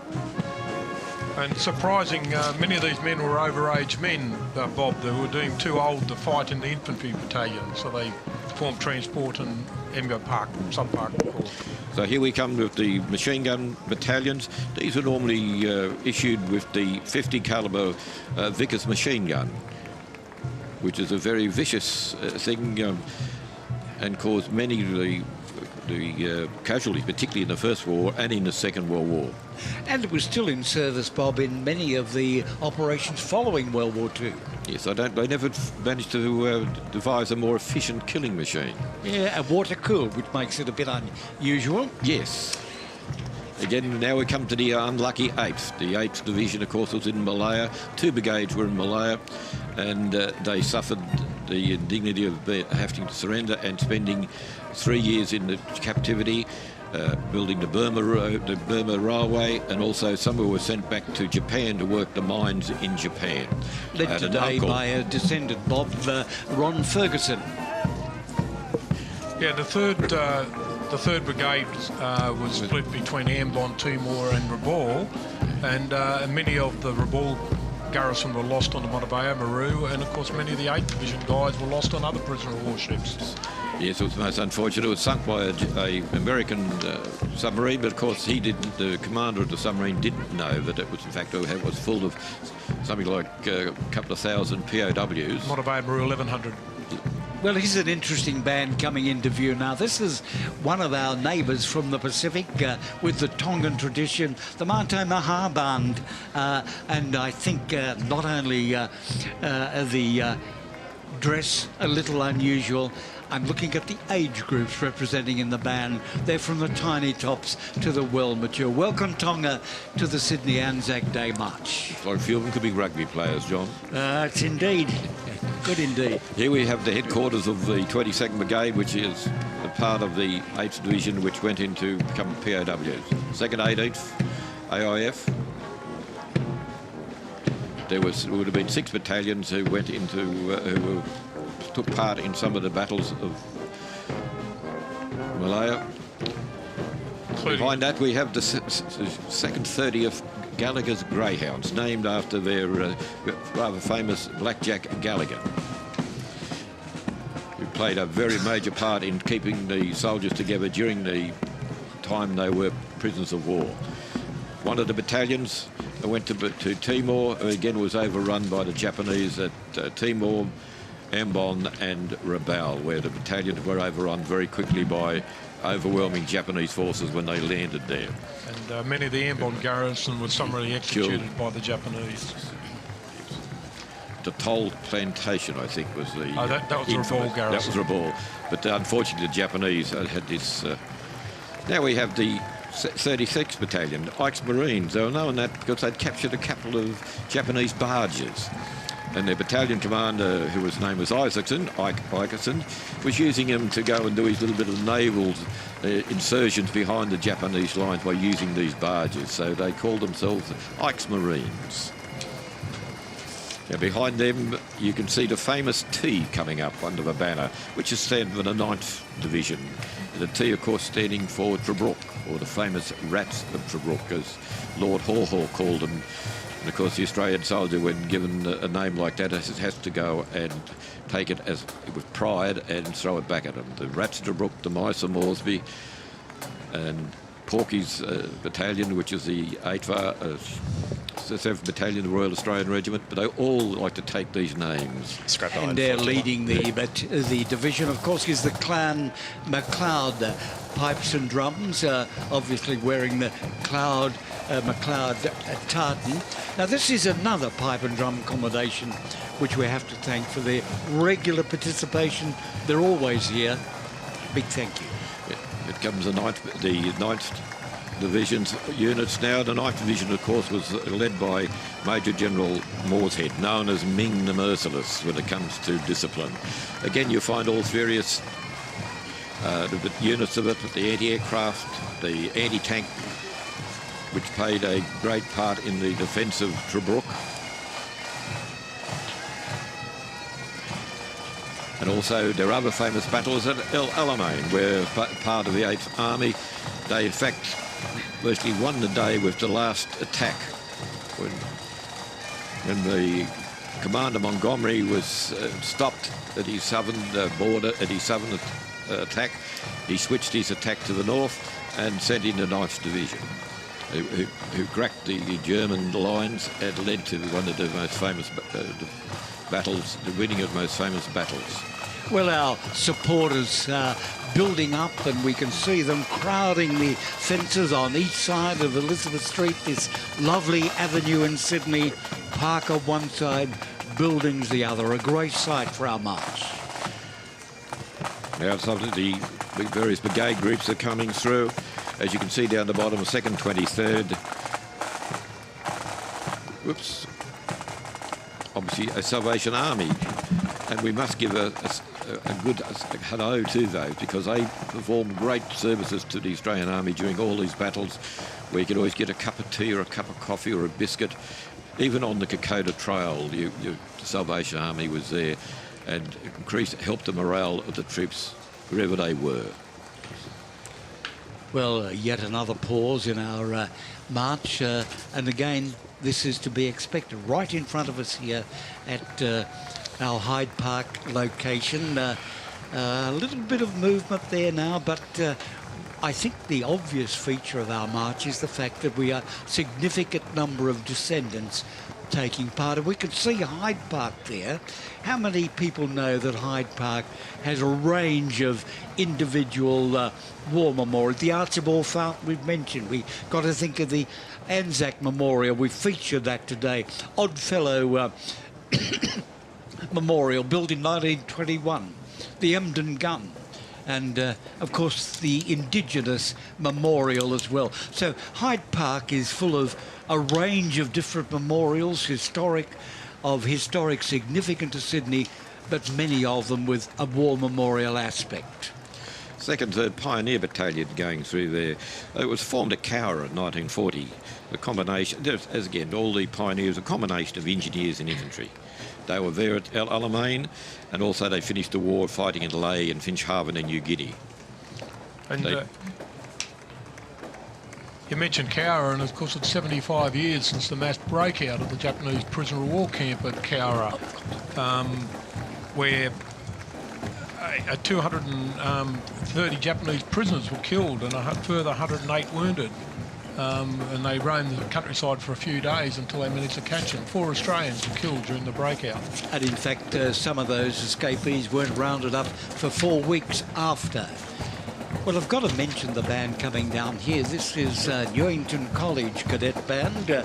Newington College, with the King's School, vie to be the oldest cadet unit in Australia, both formed under different circumstances. But in my day at school, of course, it was drum and bugle, but they now have a very, very good marching band, a military band. Of course, John, being an old boy of Newington, had noticed these things, but John, I can't see a glockenspiel there. No, glockenspiel, Newington College has some taste, Robert. They don't have these things. But I might call my days in the cadet unit at Sydney. It was my second experience in uniform, the Air League being the first, and then Newington College Cadet Corps. And this was the start of your military career, your stellar military career, John. It was indeed, Robert. I can tell you a story. I found at school that it was compulsory, which didn't appeal to me at all, so I asked my father to write me a note, he being ex-RAAF World War II, tell him I had 2 heads or a wooden leg or something. But it didn't happen, and he continued after. Why did I then spend 30 years in the Army Reserve? He got his revenge. He did indeed, yes. Oh dear. Now, behind the band, as they were marking time there, we have the 5th Division, a militia division. Again, these were soldiers who could only be served in Australian territory or mandated territory to Australia. So they were made up of militia brigades, and it was formed under Major General Milford. It was basically based in Townsville and charged with the defence of the northern Queensland. It was sent to New Guinea later on, where they took part in the Hansa Bay and Sepik River campaigns. And they were up in the Gazelle Peninsula in New Britain when the war ended. Again, here we have some of these battalions that were part of the 5th Division obviously not in numerical order, since the 30th Battalion is in front of the 8th Battalion, but it does give you the battle honours that were awarded. And again, it's obviously the descendants of coming through. And of course, the 8th Battalion contained Frank Partridge, who was a quiz champion in the early 60s, Yes, and who was Bob- the only militiaman to be awarded a VC, and he was also the youngest VC recipient during the Second World War, and he grew up in the Nambucca Valley. Yes, I remember with Bob Dyer, wasn't it? There was the quiz. No, Barry Jones. Barry Jones, Jones, you're yes. His right, arch nemesis. Again, the 2nd Infantry Brigade, again Papua New Guinea, and now, John, we have the under-16s. Yeah, these were soldiers who enlisted under the legal age of 16, and these were World War II, but of course it was a common practice in Australia. We look at some of the 12-year-olds who enlisted in World War I. There was an anxious spirit of adventure for these young men to get out there and put on a uniform. And John, it's often forgotten that we had boy seamen serving in the Mediterranean on HMAS Sydney in the battle against the Battalion colony. 16-year-old naval ratings who were legitimately in the Navy at that age. And that was the normal practice at that stage. In fact, I had an uncle who was a graduate of the Tingara training school here in Sydney. Training ship, yep. Yeah. And after the under-16s, we have the Australian Heavy Mortar Company. Heavy mortars were normally 4.2-inch mortars. They're just bigger and heavier and fired a bigger round. But working on gravity, what you can throw up in the air will come down somewhere. There's always thought about the anti-aircraft gunners. They throw all this metal up in the air trying to bring down the bombers. That's why you had the shelters to go in, not so much to lose, say you weren't hit by bombs, but you weren't hit by anti-aircraft shells and pieces of metal coming down. They had again the 3rd Division this time is coming up. We're a little over the place, a little out of order. Only a tad. Yes. Looks like we've got a Sea Scout marching there in the middle with his lemon squeezer on and his swampy uniform. The 11th Division was, the 3rd Division has the banner showing a koala over boomerang, mainly made of pre-war militia units, and again it was sent up to the Ugidi, the Markham Valley and the Ramu valleys. You see the transport companies, again normally, not that there were many trucks running around the Kokoda track or places like that. Well, we see another pipe and drum combination coming in. This is another school with that Scottish tradition. Knox from Wahroonga in the North Shore. We had PLC a little earlier. We had the Scots College and now Knox Grammar School. Knox, of course, have a Uniting Church affiliation now rather than their original Presbyterian, but nevertheless pipes and drums are an integral part of the school culture. John, I was wondering, like, when our children were going through and they joined a band, what we would say if they came home with a bagpipe and had to go and practice the bagpipe in the backyard. Here we have the World War II Royal Australian Air Force contingent banner coming in behind the band there, with a Land Rover, which I would expect will be bringing through a couple of veterans in the back. Behind that Land Rover appears to be the Australian Flying Corps. So many might be aware that before the Royal Australian Air Force was formed as the world's second oldest independent air force in 1921, we had the Australian Flying Corps as part of the Army. 4 squadrons of the Flying Corps served in the First World War, with more than 3,000 men coming through, including Lieutenant Frank McNamara, who was awarded the Victoria Cross for his actions in Mesopotamia. Along with the Flying Corps banner is the RAF Association New South Wales banner, and I can see a couple of their members marching through there with the Air League banner holders.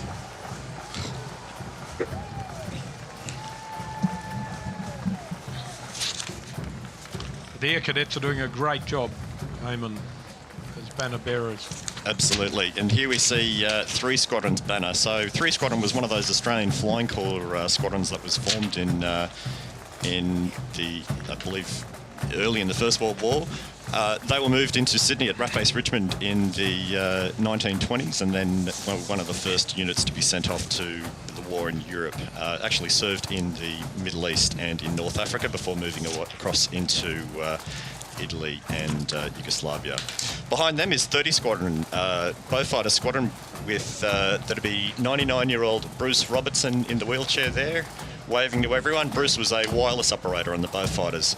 They were formed at Richmond in 1942, I believe, and then very quickly moved up to New Guinea to stop the Japanese advance.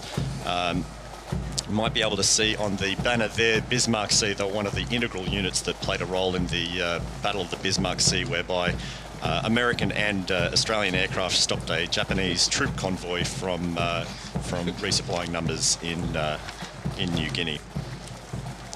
Behind them is a fellow Beaufighter Squadron, 31 Squadron, which was operated throughout northern Australia, across into Timor and the Dutch East Indies at the time. Beaufighter was operated primarily as a strike aircraft, but could also be used in air-to-air roles, which 31 Squadron did, in bringing down a number of aircraft. Next to them is another Beaufighter unit, the 93 Squadron. I think the Green Ghost Squadron, the banner says there.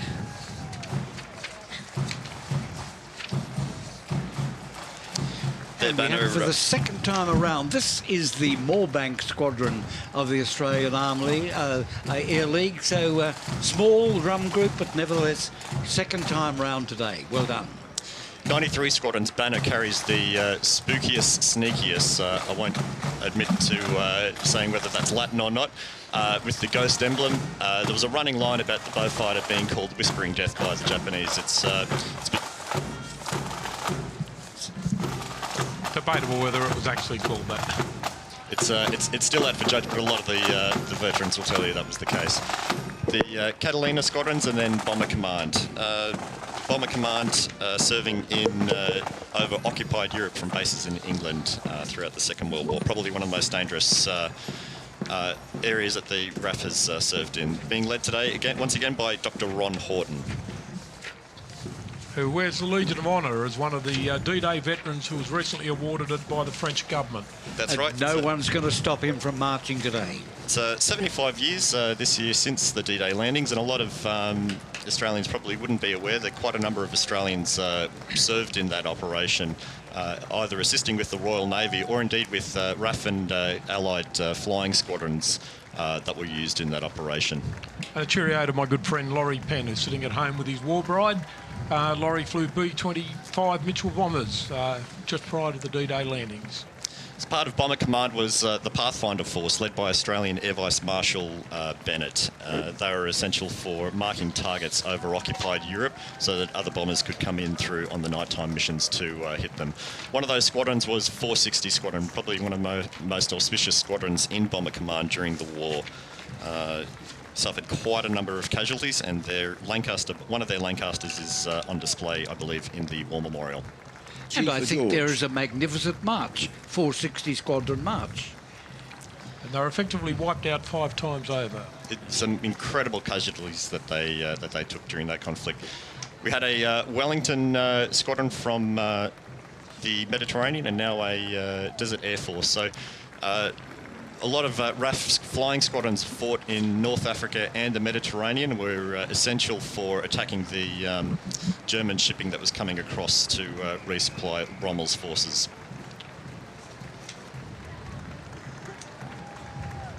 A little quietness here at the moment. I can't hear any bands at the moment, nor see any. I see some Air League cadets there carrying a couple of banners.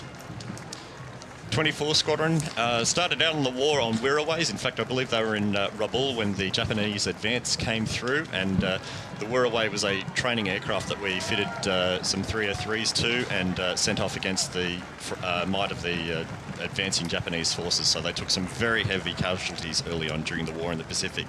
By the end of the war, 24 Squadron had moved on to the B-24 Liberator heavy bomber, which is a bit of a step-up change in payload. And of course, many of those men then went on to evacuate prisoners of war back to Australia at the cessation of hostilities. That's right. In fact, we recently had an ex-2 Squadron and 12 Squadron Liberator pilot at RAF Base Richmond a couple of weeks back, and he said that it was one of the hardest things that they had to do, bringing these men out of these camps after all that they'd seen and sort of experienced and been through. certainly a bit of emotion on those aircraft when they were bringing them home.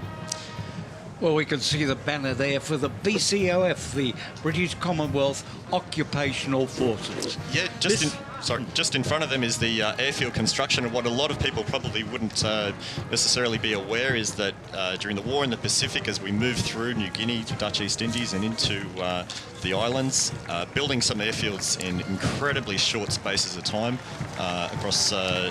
across the seas was incredibly important to maintaining that speed of advance and retaking the islands back. So airfield construction was an incredibly important part of the war in the Pacific. And we mentioned before the BCOF, they were the force which occupied Japan after the end of World War II, and the Australian component indeed was the largest of the Commonwealth nations. We saw over 16,000 serving there over a 5-year period. And the position of commanding officer of BCOF was always an Australian. In fact, that was the origin of the battalions, the 1st, 2nd and 3rd Battalion of the Royal Australian Regiment, currently still serving in the Australian Army. And a number of those BCOF units would have been first to respond into Korea in 1950, is that correct? Yes, indeed. We mentioned 76th Squadron earlier. That was one of them. They were on duty and straight into the Korea conflict. 77 Squadron Mustangs would have been straight out of the BCOF and into the Korean War. And one of the Australian battalions served throughout the entire Korean War, was just relieved up there. The 3rd Battalion of the Royal Australian Regiment. Old Faithful was its... This band is our New South Wales ambulance band, and it echoes the tradition of our public instrumentalities. We've had the police and we've had the correctional services having and sponsoring their own band. And we're coming now into the post-war Navy. I've just had a banner come into view in the Naval Reserve Association, made up of our part-time sailors. We still have a number. Many of the Naval Reserve officers these days are former Naval members who have remained in the reserves, but we do still have a handful who were the traditional Naval reservists. Immediately followed by the HMAS Warramunga Association, made up of men from the World War II Warramunga and the current HMAS Warramunga. Led today by Captain John Dan Dyke, who was the commanding officer of the new Warramunga from 2003 to 2004. As I alluded to previously, Warramunga and Arunta, her sister ship right behind her, were Trident-class destroyers, and they were amongst the fastest ones. The 3rd ship was called Bataan, originally to be named Kurnai, but renamed on the slips to Bataan to recognise General MacArthur's great battle. Just come back to you, that's Warramunga's banner coming into place. She sank a Japanese submarine late in the war, Arunta, and she sunk off the east coast of Sydney 50 years ago. She was on tow up to be scrapped in Taiwan, and mysteriously she took on a list halfway up the coast and sunk somewhere up off Coffs Harbour. There's always scuttlebutt that one of her crew got in and nobbled her before she left. They didn't want to see her go to the breakers. As I said, the 3rd ship was Bataan. Now we have Murchison, one of the Korean War frigates. As you can see, served in Japan, BCOF, Korea. She took part in a number of battles, mainly gunfire support, and also the nuclear testing at Montebello Islands. HMAS Anzac and Tobruk, battle-class destroyers built in Australia post-war, operated in Korea. Tobruk sadly came to an end when she was straddled by shells from Anzac around about 1960, and she never went back to sea. Whereas Anzac continued on until the early 1970s, operating as a training ship, training midshipmen and sailors. The Naval Association of Australia, the premier support group, the heads of whom were marching at the front of the parade with James Brown earlier. This is the support group for the Navy. The motto is each for all and all for each, and led today by the New South Wales State President Keith Grimley, who's a retired commander. Well, no prize for guessing which band that was. Of course, the Salvation Army, led by their flashing tambourines, a distinctive feature of all their bands. Definitely, and God bless the Salvos. Where would we be without them in all levels of society in Australia, not just supporting servicemen, but supporting disadvantaged people throughout the country. And HMAS Yarra. Not sure who the captain is out the front, but HMAS Yarra, there's been a number of Yarras, starting with the torpedo boat destroyer right back in the First World War, the sloop Yarra, which was sunk in the Second World War. The destroyer Escort D-45 River-class corvette, and now the Huon-class minesweeper Yarra. And immediately behind, the Naval Warfare Officers Association. They're led today by President Commodore Tony Flint. Yeah, so Naval Warfare Officers are the men who direct the battle at sea. Used to call them Principal Warfare Officers, now generally called Warfare Officers.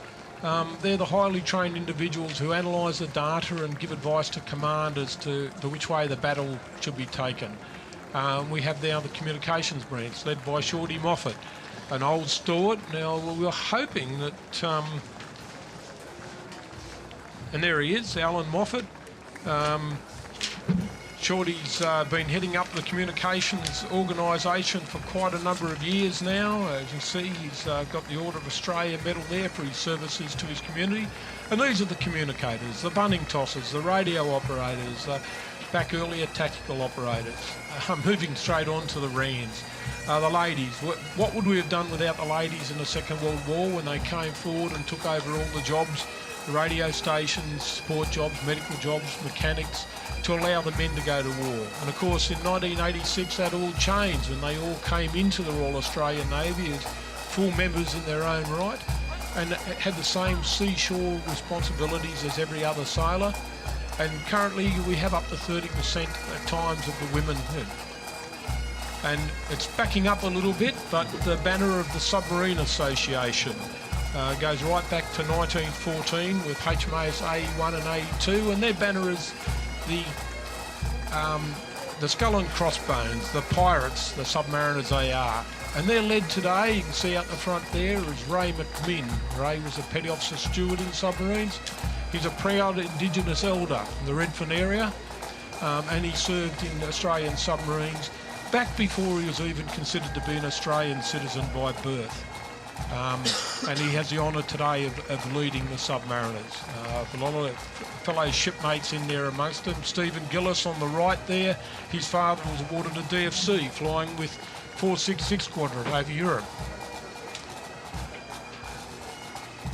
Now that's him on screen there right now, and as you can see on the left, he's wearing his father's DFC in honour of his dad.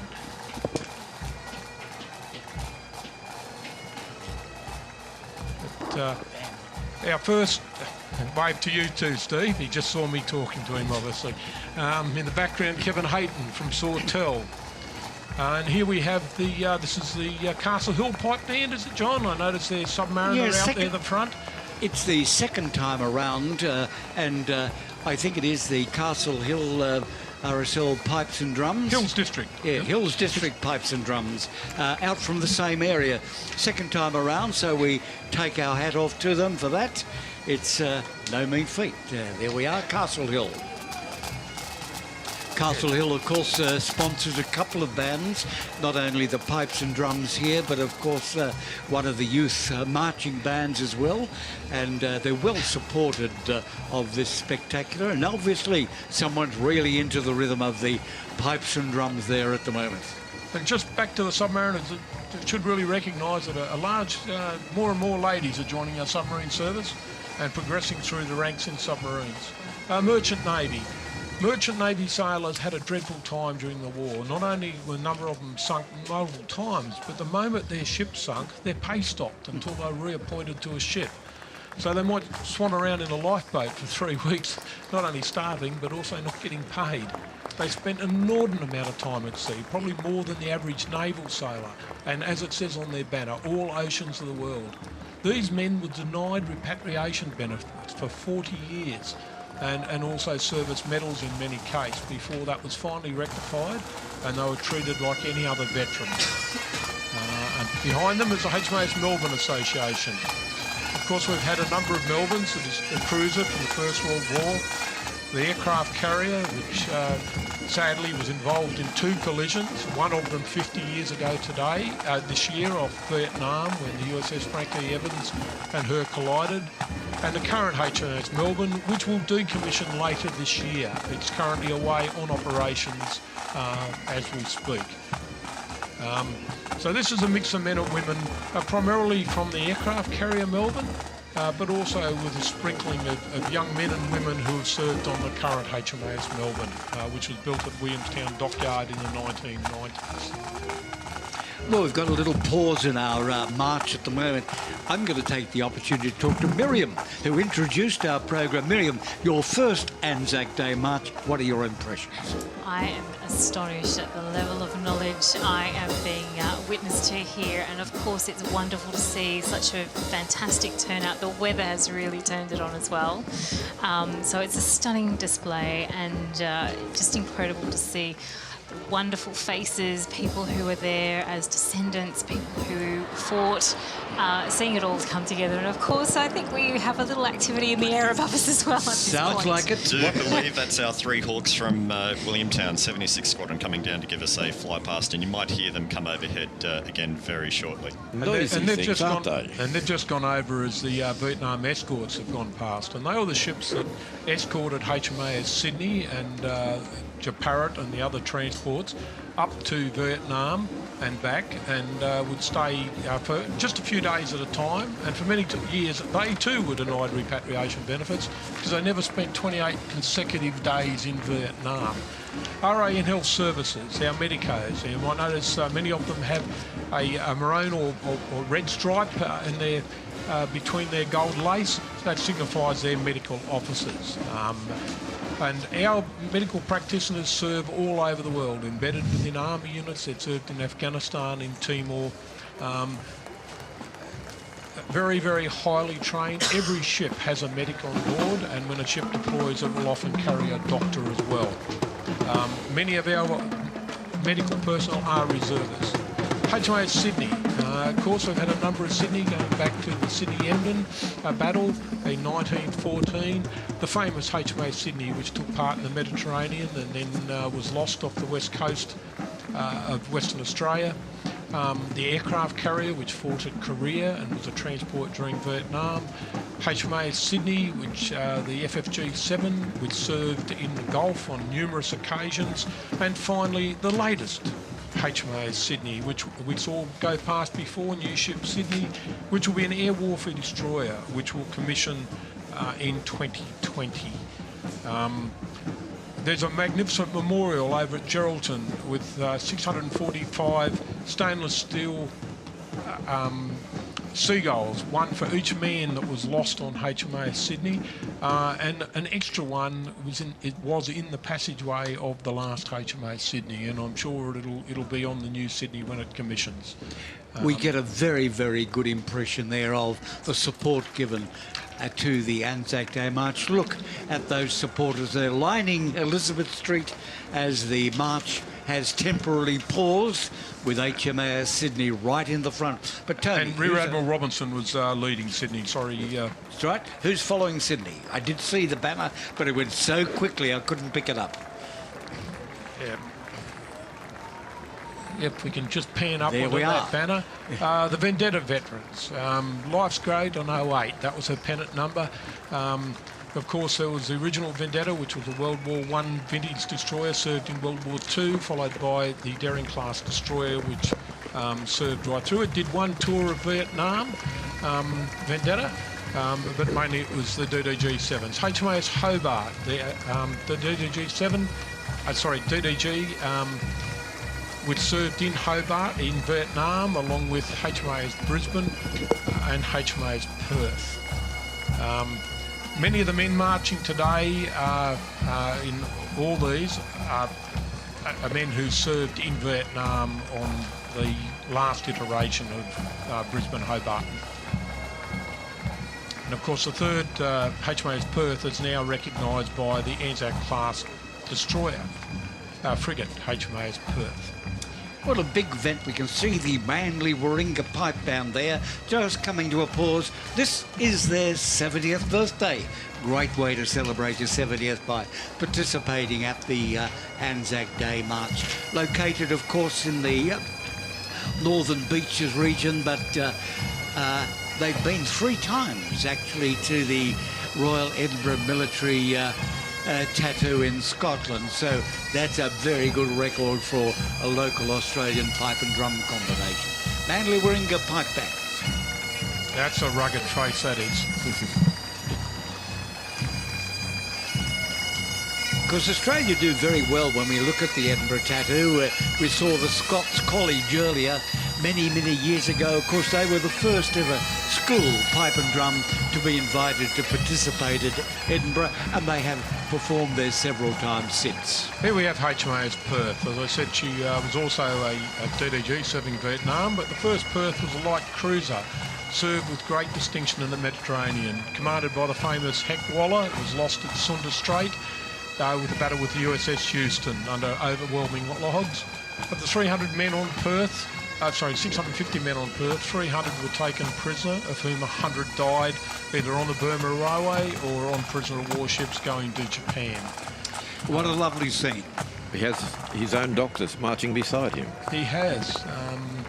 Certainly a medical officer or a nursing sister looking after him as he marches. And Kylie, can't quite read her name, but well done, Kylie. She's up wearing aiguillettes. She was someone's aide-de-camp anyway. Yes, or is. Or is, yes. Is or was? No, is, wouldn't be wearing it otherwise. Up behind we have the Tingara boys. These are the junior recruits, the men who joined up through HMAS Cerberus early in the 60s, or HMAS Lewin, and they joined as 15 to 17-year-olds. They basically did year 9 / year 10 in the Navy before going to sea as ordinary seamen, at the completion of which time they received their category, and they went on. And their most famous recruit was Vice Admiral Russ Crane, who went from being a junior recruit as a 15-year-old to a Vice Admiral commanding the Navy. The Mine Warfare Association, men and women whose job is to go in and make the harbours safe so that ships can come in. So they're at the forefront of everything the Navy would do on an opposed landing. Based at HMAS Waterhen, this is the association that supports them, and some of these men and women have probably already gone round once marching with HMAS Waterhen, and they're going round the buoy, to use a naval term, with their parent association. And carrying on the traditions of our various instrumentalities, this is the New South Wales Railway Band, a long-established band, regular participants here. And I'd draw attention to the display of war memorials at Central Railway Station, all brigaded there from the various units, worth having a look at. And the clearance divers, the Navy Special Forces, as you see, Malaysia, Kuwait, East Timor, Afghanistan, Vietnam, Iraq, the United Nations. These are our clearance divers. They operate up to the high water mark. They do ordnance disposal, security around ships. A very, very demanding job, and marching behind them the current diving force. Again, some of these men may have already gone past with Waterhen. And of course, as I said before, the current maritime commander, Rear Admiral Jonathan Meade, is one of their ilk. And in the background look like the PDIs. We're still on the divers there, and there we are, physical training instructors. Every ship carries a PDI, and they put an inordinate amount of work into the morale of the crew, keeping the men and women on the ships fit, as well as participating in other ship activities. They generally work as within the ship's department. And the Royal Marines, Tony, a long association. In fact, they once were the Royal Admiralty's regiment. They were the Royal Marines. These are all British servicemen who have served and immigrated to Australia. Up until 1960, our naval band actually wore Royal Marine uniforms. That was the closest we came to having Marines. But as you can see, many of these men are wearing the General Service Medal, quite possibly Northern Ireland, and a submariner amongst them. So he's a Marine and a Royal Navy submariner. That's certainly A new one. a new one. Yes. And this is the band of fire and rescue. Of course, the old New South Wales Fire Brigade. And I can recall that one time they all wore brass hats. For many years, the drum major retained that tradition. There it is. is. And there it is. Shades of the past. That could be hot on a day like today. And let's have a look at what else is happening today. It's a big day, of course, so stay tuned to ABC television because great number of programs. Gallipoli dawn service to follow this march at 12:30. Then off to Europe, the Western Front. Villiers-Bretonneux dawn service at 1:30. And never forget the Battle of Villiers-Bretonneux, an Australian campaign which turned the tide of the battle in World War I. And 101 years ago. Yes. Now, we've mentioned Gallipoli, we've mentioned the Western Front. Miriam, you've been there. Well, I confess to having spent 3 visits to Gallipoli. Fortunately, we're part of the ABC broadcast, and I did actually visit the Menin Gate as a young person. So yes, the Western Front as well. Very solemn places to visit, but it's wonderful to see that they're still very much on the hearts and minds of people coming to the war front. And now we have New South Wales Fire and Rescue. Many firemen, policemen, ambulancemen are also Defence Force reservists. And you can see amongst their medal sets are actually active service medals and Defence Force medals. There's been a long tradition of Defence Force members coming in and out of the emergency services departments, and we salute their service. Behind them is Judy Gray leading the Hawkesbury band. Yeah, there are another regular participants here at the Anzac Day March. Hawkesbury District being the area west of Sydney, of course, Richmond, Windsor and so on. And it's good to see the tradition of our district brass bands, military bands kept alive. Behind them we have the Korean and Southeast Asian Forces Veterans Association, led by Mick Kulhoff. This association was formed in the 70s to support all 3 services that fought in Korea. Korea was the last time, in fact, where the units of the British Commonwealth fought together at the battle where we had the 3rd Battalion of the Royal Australian Regiment, the Prince Patricia's Own Light Infantry from Canada, the Manchester Regiment England, and a field regiment, the 12th from the New Zealand Army, at the Battle of Kapiong, where the Chinese forces had broken the South Korean forces in front of them, and then came through and attacked the brigade which fought at Kapiong. Of course, for which the 3rd Battalion now proudly wears its citation. In fact, the 2 infantry battalions and the gunners were awarded the American presidential citation. Another famous unit or group of soldiers we have, the Australian Army Training Team from Vietnam. Now, this was in Vietnam. Their first one was committed in 1962. They were operating in very small groups attached to normally local units. And this is where all the Victoria Crosses that were won in Vietnam came from this unit. And Major Doug Tier there, President of the Vietnam Veterans Association's leading the march. But 4 VCs emerged from their service in Vietnam. I believe this year is 55 years since the first casualty of that training force. Warrant Officer 2, got it here, Kevin Conway, was killed in July '64. The headquarters of the 1st Australian Task Force. The Australian Army first went over with 1 battalion, 1st Battalion went over, and the government later decided to increase the size to a brigade, so they sent 2 more battalions over, the 5th and 6th, and so we had to have a brigade headquarters.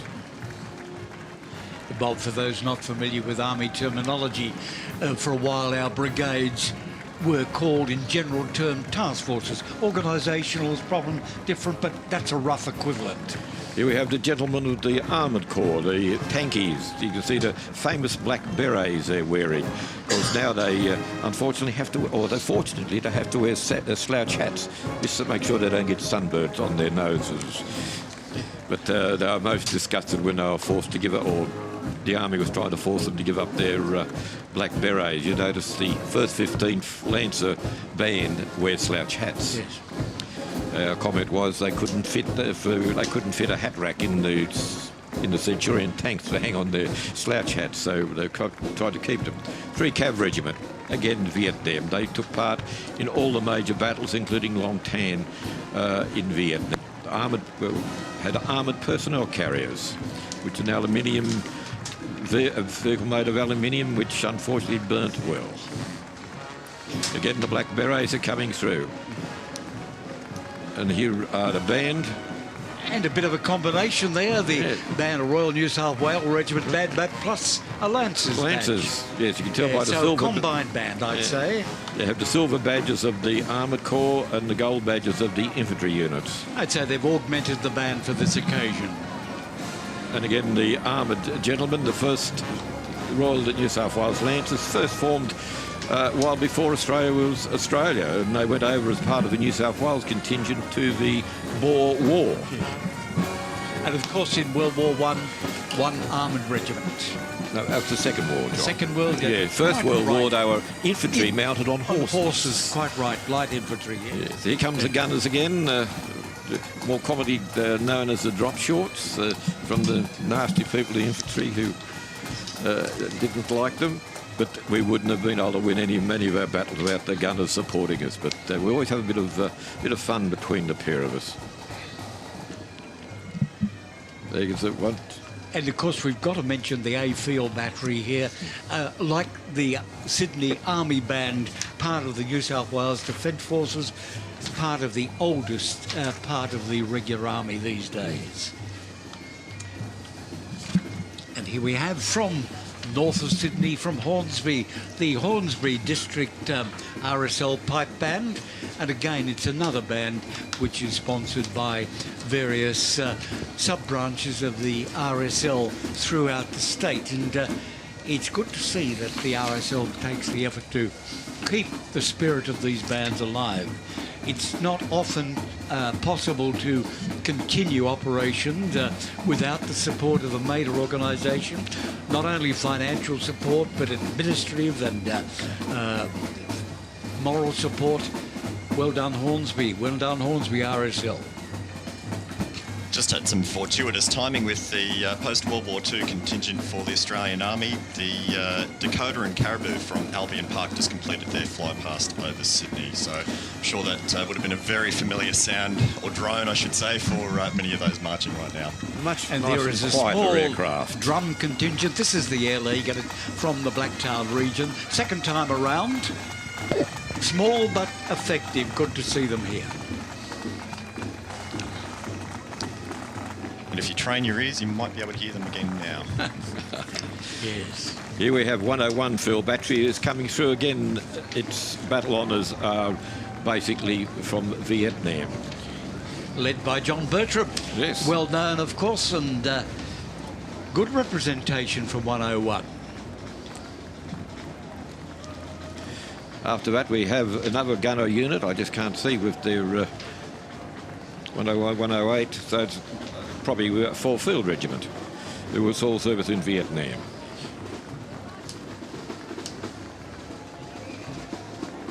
Obviously, we're getting down to where the participants all descended. So we now suddenly the 3rd Division Field Artillery from the First World War. And there'll be all these battles will come past very quickly now. So we have the first war. The next one looks like a Second World War yeah, banner. It's actually the Field Association, Regiment Association, which includes some of the light batteries as well. Of course, this year marks the 50th anniversary of a number of significant actions in Vietnam. The Battle of Bin Ba and Operation Hammer, Operation Camden, it was still quite thick on the ground in those days.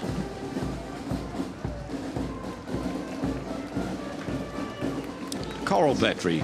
The Coral Battery took part in one of the biggest battles of the Vietnam War at Coral, where the 2 battalions of Australian infantry and a field regiment were nearly overwhelmed by an attack by the North Vietnamese army. And here from North Sydney is the band representing the Marist College at North Sydney. They don't have a cadet corps, but they do have this marching band. We see them every year. My brother's old school. Is that right? And former treasurer Joe Hockey's old school. Behind them come the guns of the 8th 12 Phil medium batteries. The medium batteries are 5.5-inch guns, the heavy artillery of the Australian Army. Now, again, a Vietnam unit, one Australian Task Force, Detached 131 Div Lock Battery.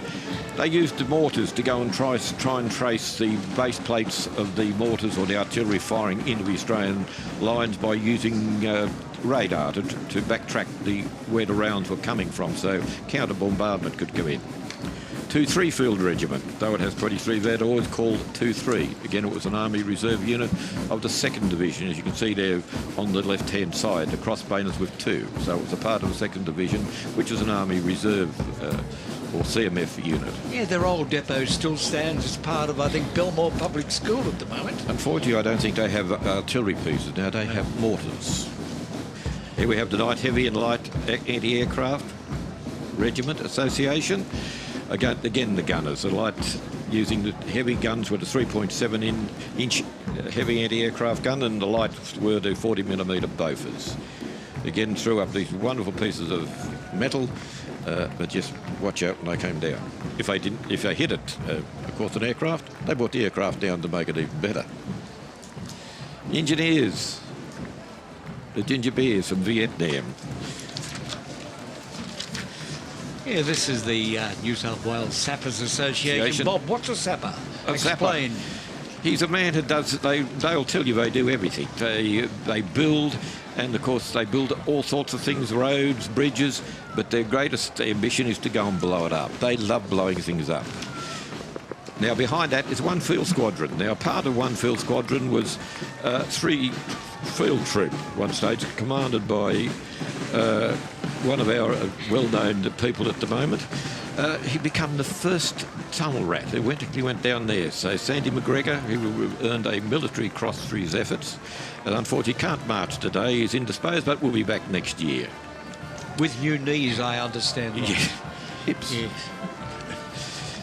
Because age is taking its toll on these men. The youngest Vietnam veterans would be in their mid-60s through into their 90s. The sappers always wear that red baseball cap.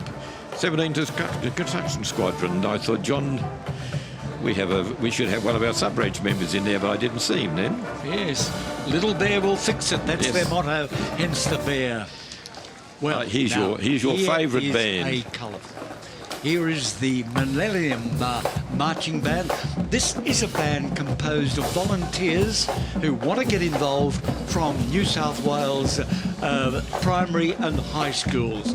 They are spectacular in their appearance. They're spectacular in their noise.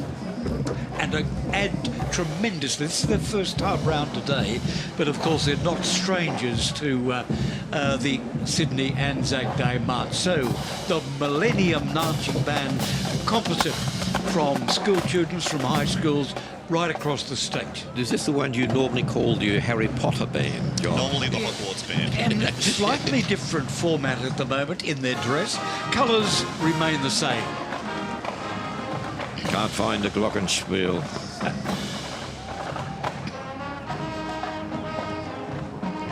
Very American style of band, isn't it? A very appropriate song. Yeah, and very much in the tradition of the marching band rather than that of the brass or military band.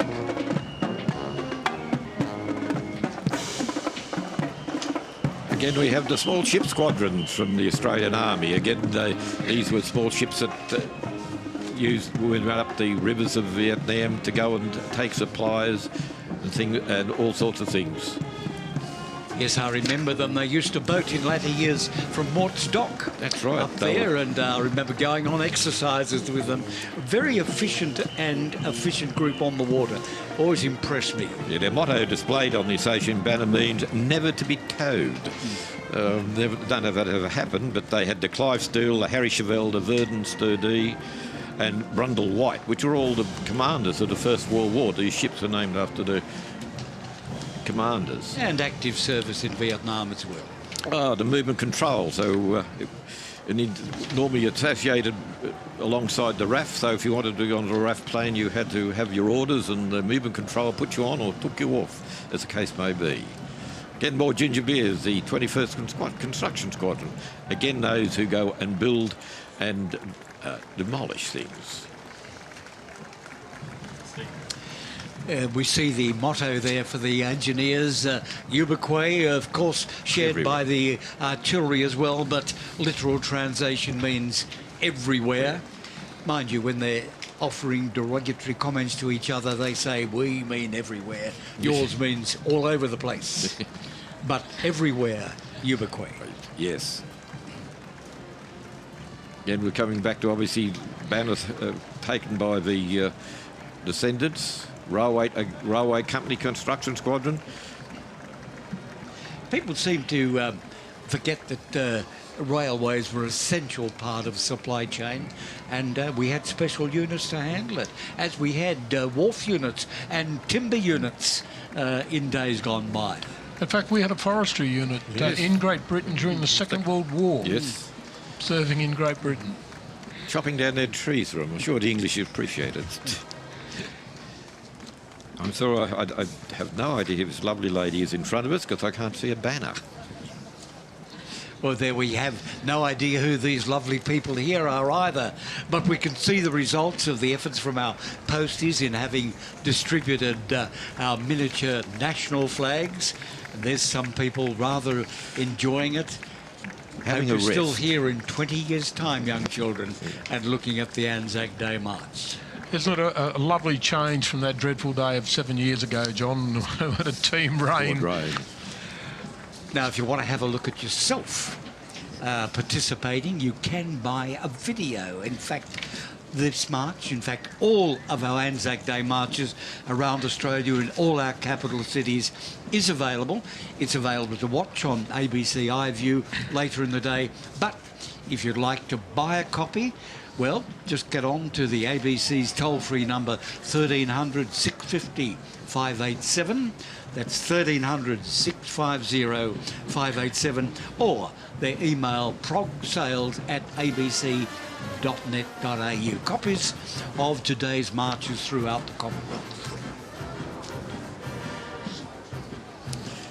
That's a very stirring march we've got coming down now. It is indeed. Oh, here we have another of our Tongan march bands. This is the Sydney Tongan Adventist march band, and again they take their band very, very seriously. The Tongans. I had a number of Tongan boarders at school with me, and they are all good instrument players, and as you might suggest a little earlier, Rob, they play rugby. What else could you ask of Now, right behind them are the Royal Australian Survey Corps. These are the map makers of the Australian Army. They took part in post-war reconstruction in Australia, including national mapping program. In fact, the Australian Army was the only other army beside the Russian Army who had a separate survey corps. Yes. But unfortunately, some in their reorganisation in 1996 decided that the engineers could do the same job as the poor old Survey Corps, and the Survey Corps was disbanded. Yeah, I'd suggest, Robert, there was a little more political influence from other, particularly states, who were producing survey maps and so on, and an agreement was reached. Now, behind them, I think, are coming our... I thought it was the Signals, but that badge there is not Signals badge. However, behind that is a Signals badge, because I can see it's led by Major General Paul Irving, who was president of the New South Wales Royal Australian Signals Association. And is currently the He's a Honorary Colonel of the Royal Australian Corps of Signals. Together with him is Brigadier Susan Coyle, who's commander of the 6th Combat Support Brigade. And the banner today is carried by soldiers from the 8th SIG Regiment, post at Randwick and Holsworthy. And the uniform signals are from the Sydney-based 145 Signal Squadron. Now, that gentleman has something you don't often see before. The handheld elder slide. The handheld elder slide, doing the Morse code towards there. With the advent of all this latest equipment, signals are taking more and more important part in the operations. Again, we now start getting some of the signals units, the 145 SIG Squadron. Of course, the signals of today's vastly changed from signals of old.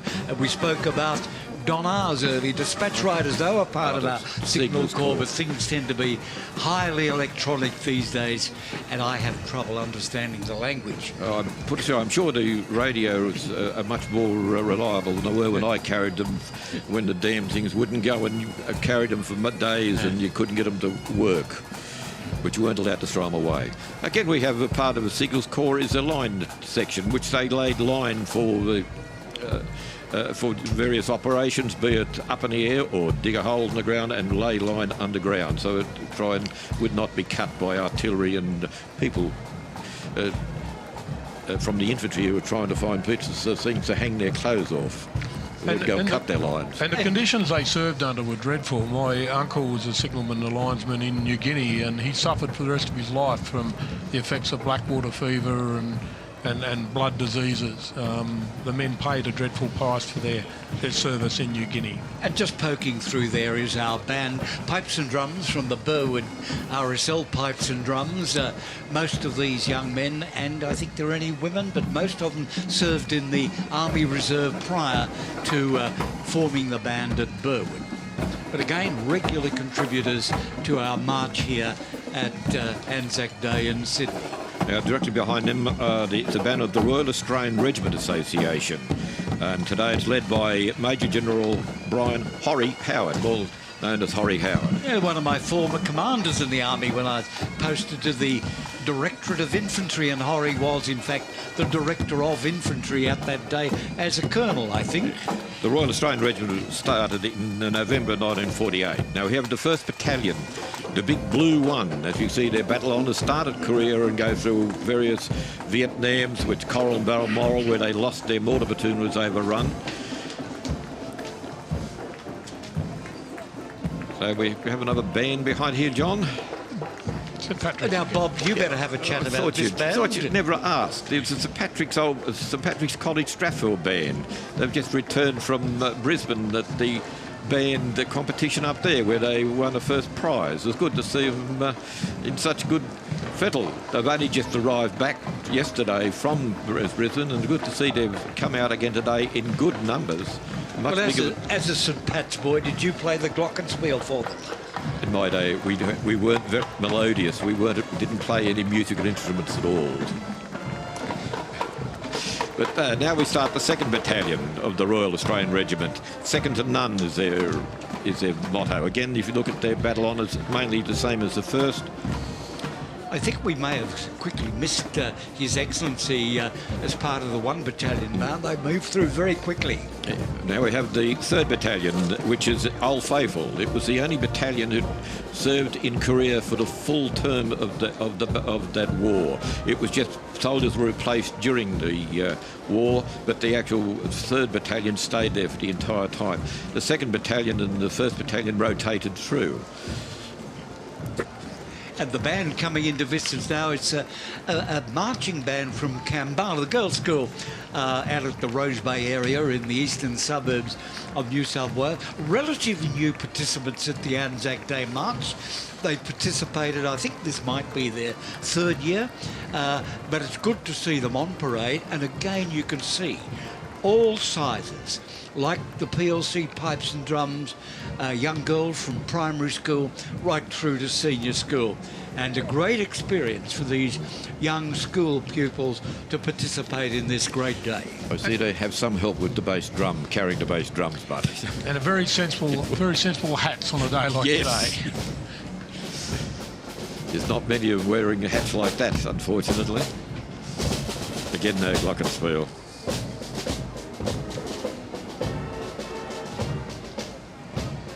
It's good to see so many school bands now, John, because the Army has somehow managed to disband a lot of the old Army bands belong to the particularly the Army Reserve units. Yes, they're more conspicuous in their absence than they are.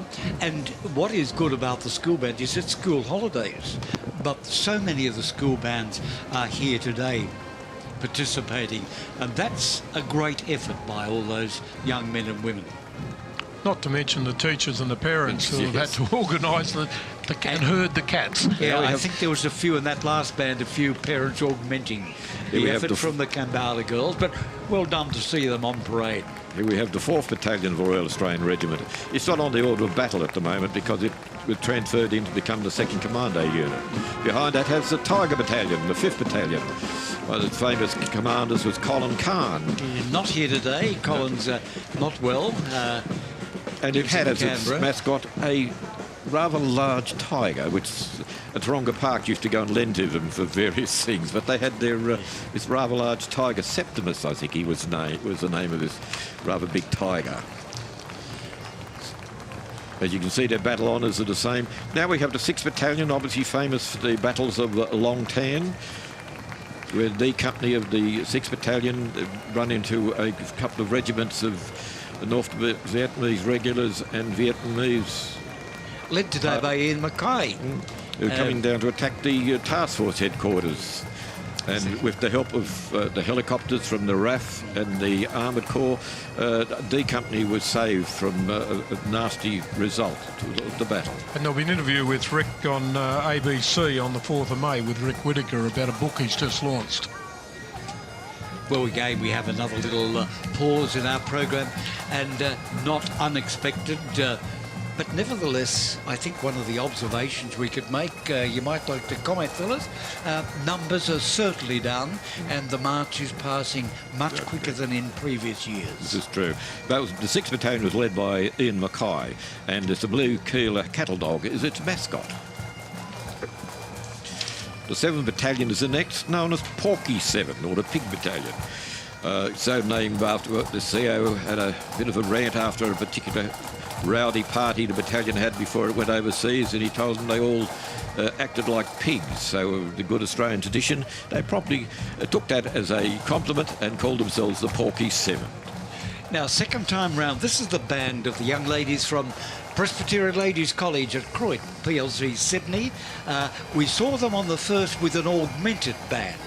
Remember, they had range of other brass and wind instruments, but this is their pipes and drums only. I noticed, I think it was last year, after the march, there was a visitation from the Scots College Old Boys pipes and drums, and I think they might have been recruiting the young ladies to join them after they left school at Croydon. Now we have the 8th Battalion of the Royal Australian Regiment, the Grey Eights. They were named after their commanding officer, Lieutenant Colonel Grey, who went on to become Chief of Army, didn't he, John? He did indeed, yes. Yeah. I'm not quite sure who was leading them today because we don't have any information from them. And one of the last battalions to serve in the Vietnam conflict. And from the St George and the Shire, the St George Sutherland Scottish Highland Band.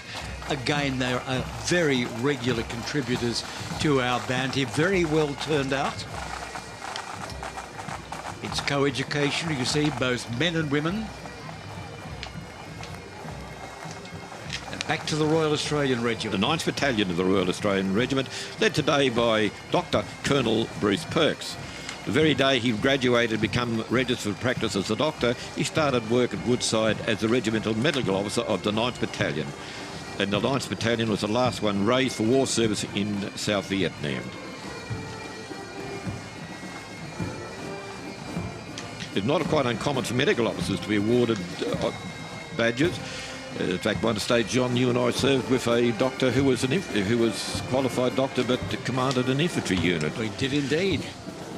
Yes, and if you're watching Bill, Yeah, no, Colonel Bill Malloy. He's at an Anzac Day luncheon at the moment. We'll be seeing him for a ceremony later in the day. So it wasn't unusual to have doctors who were actually serving as infantry soldiers, particularly in the Army Reserve.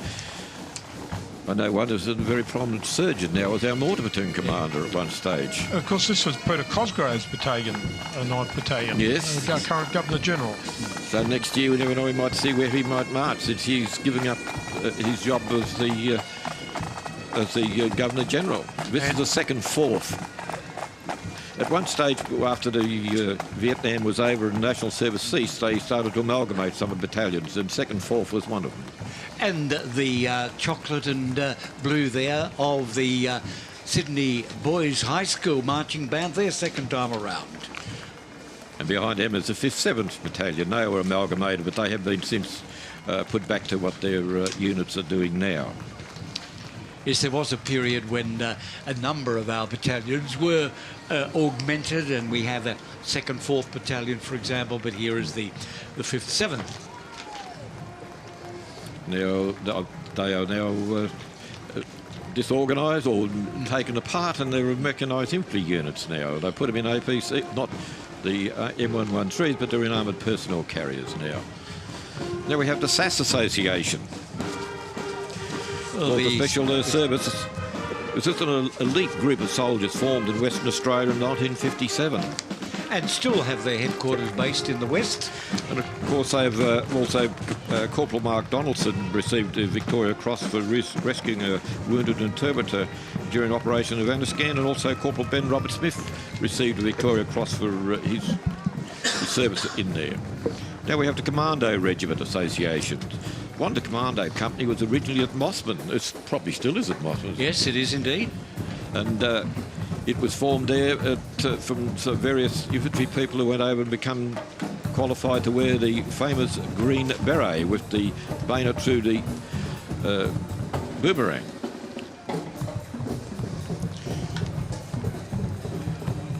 Now, immediately behind the Commando Company is that marching band from the King's School at North Parramatta.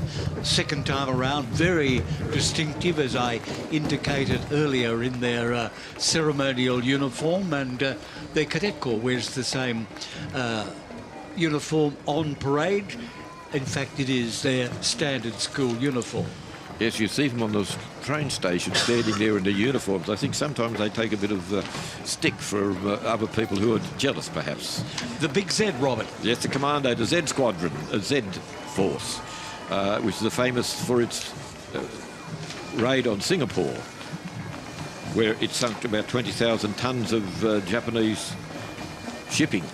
Unfortunately, its next operation wasn't quite as successful, and most of the people died, were killed by the Japanese. If they weren't killed in an attack, the Japanese, after they captured them, put them to death.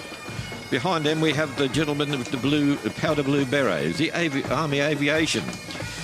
Yes, as you can see from their badge there, they fly various types of aircraft, mainly all helicopter now, flown by either the Army or in some small number by the Navy, but the Air Force, much to its chagrin, had to go and transfer all its helicopters to the Army. 30 years this year. But who's counting? I just said there. And here we have the INT Corps coming through again. Again, the Intelligence Corps. Of course, some people say military intelligence is an oxymoron, but I don't believe that. They provided very skilled group of people. They provided much needed information to help us on our operations all over the world. John, we have another. Yeah, this is the LCC Southern Crops pipes and drums. I don't think they've been around previously, but they're ahead of the Australian Defence Force chaplains, one of whom we had as a commentator, Robert. Yes, at one stage we had the Anglican General of the Australian Army, Tom Frame, an ex-naval officer, was one of the commentators here. 2 RAF chaplains that just passed through. One of them is a reservist who's actually a rabbi in Sydney.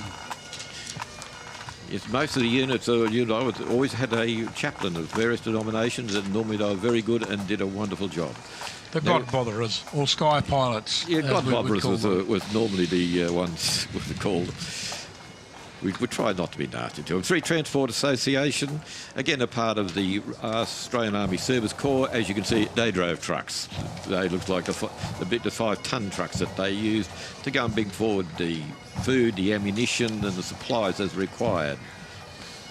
They are now called the Royal Australian Corps of Trucks.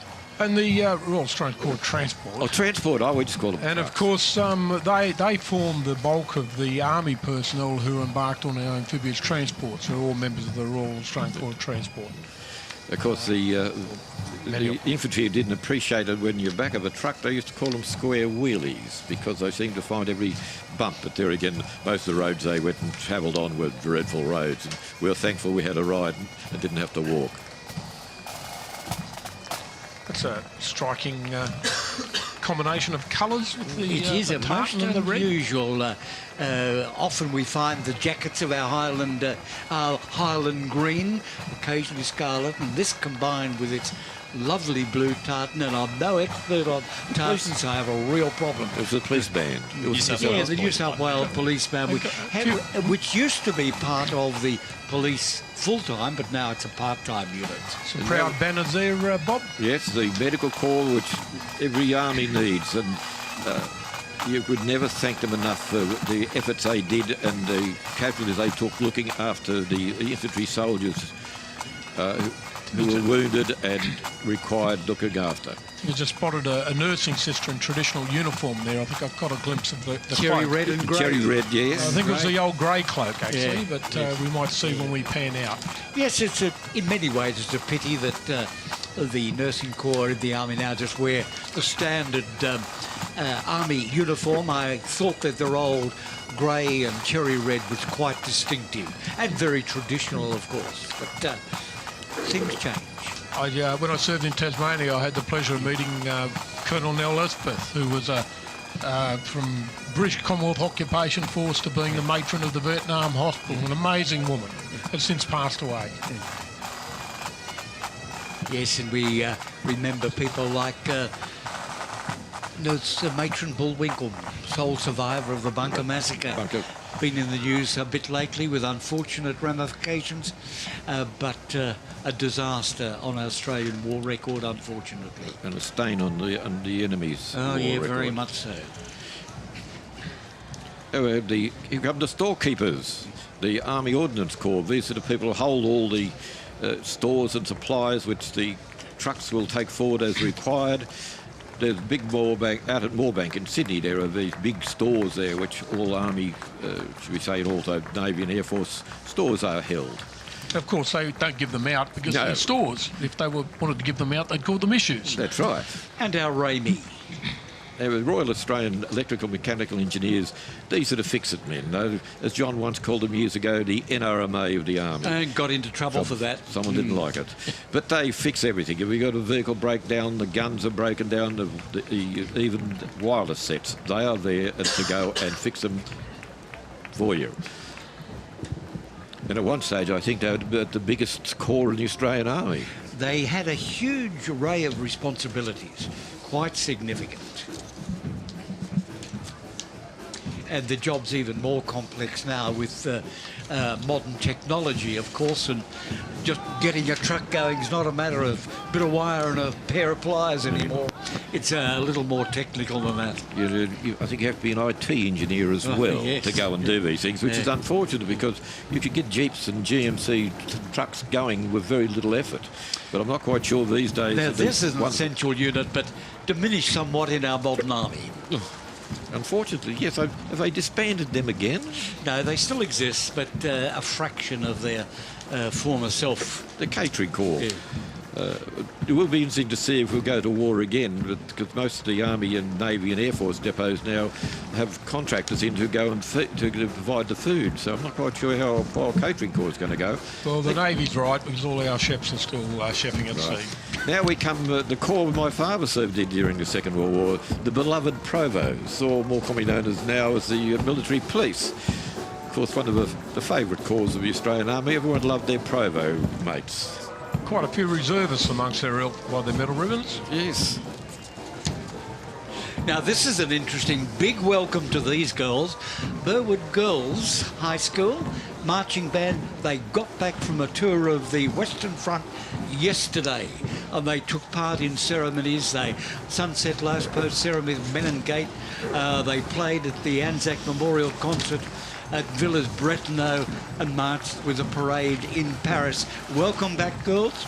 They'll still be suffering from jet lag, I think, I reckon. at this stage. Bit of jet lag there from But the well done. Burwood Girls High School. Well done indeed. Great to see them here. Now, behind them, we have The cherry red and grey of the Yes. nursing corps. Yes.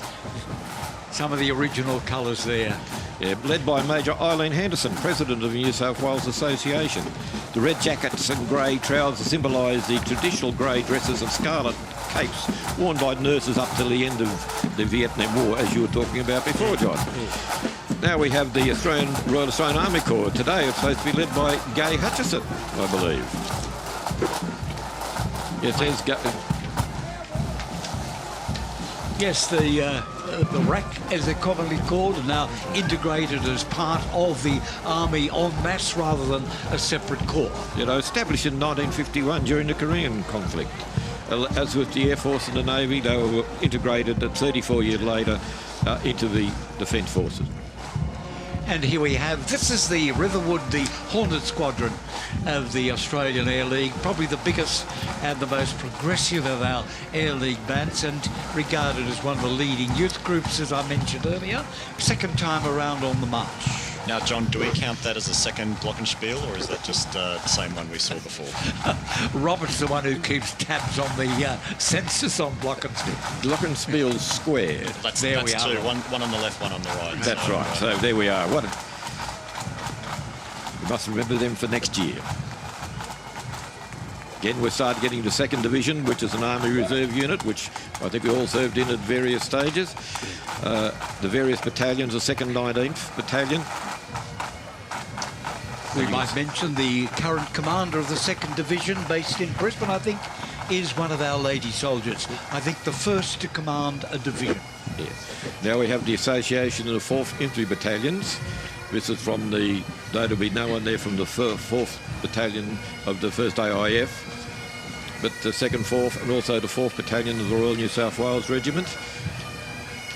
And now the 17th Battalion, which is North Sydney, was basically over North Sydney way. Because, of course, the tradition of the World War I battalions was carried on with the militia battalions between the war. But they were all part of the, they were part of the local unit. Again, they had their own bands and things like this. Yeah, the 30th, the Scottish, for example. It's the George Regiment, the Werriwa Regiments, they were everywhere.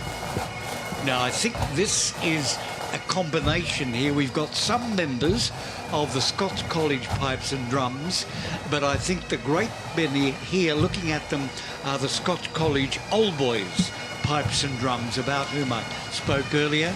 They tend to wear their individual kilts. They tend to not wear jackets, but have the shirt, open neck shirt, and probably sensible on a day such as today, a bit grim when it's cold, wet and miserable. Some of those beards, I think, aren't old schoolboys. We spoke about the Scottish Scottish Regiment. is the Scottish, yes. Yeah, we are. The Scottish Association, the 13th Infantry Battalion, and there was also a company of the 17th Battalion, was the Scottish Company. My grandfather was an officer with the 30th Battalion in the trenches in the First World War.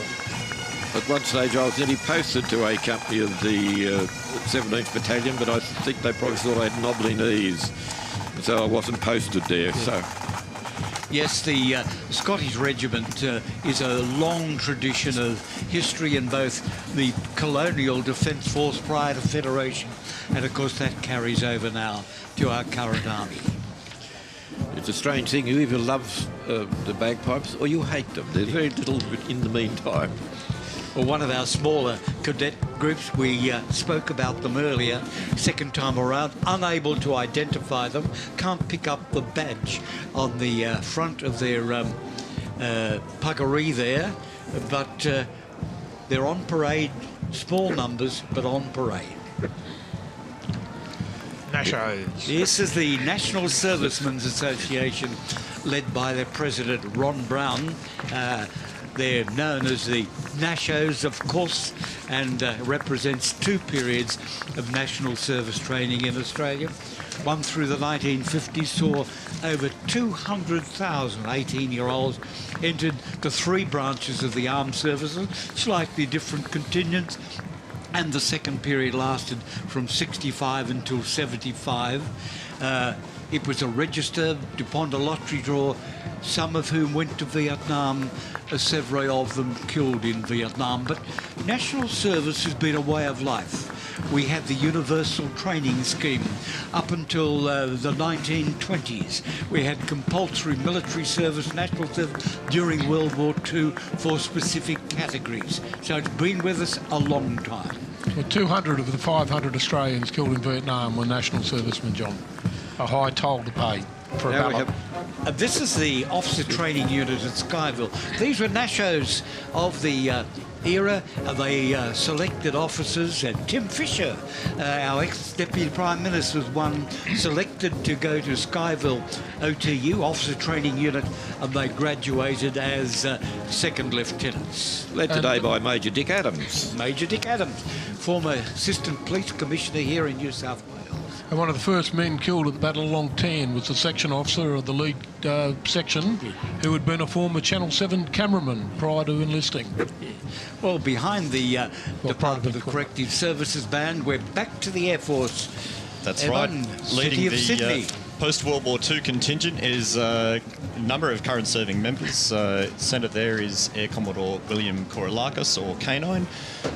He's the commander of Air Mobility Group out at RAF Base Richmond, providing control of our air-to-air refuelling and airlift services across the Royal Australian Air Force. So it's been an incredibly busy organisation for the last 20 years, essentially since we went into Timor, going on into Afghanistan, Iraq, and numerous humanitarian assistance operations along the way as well.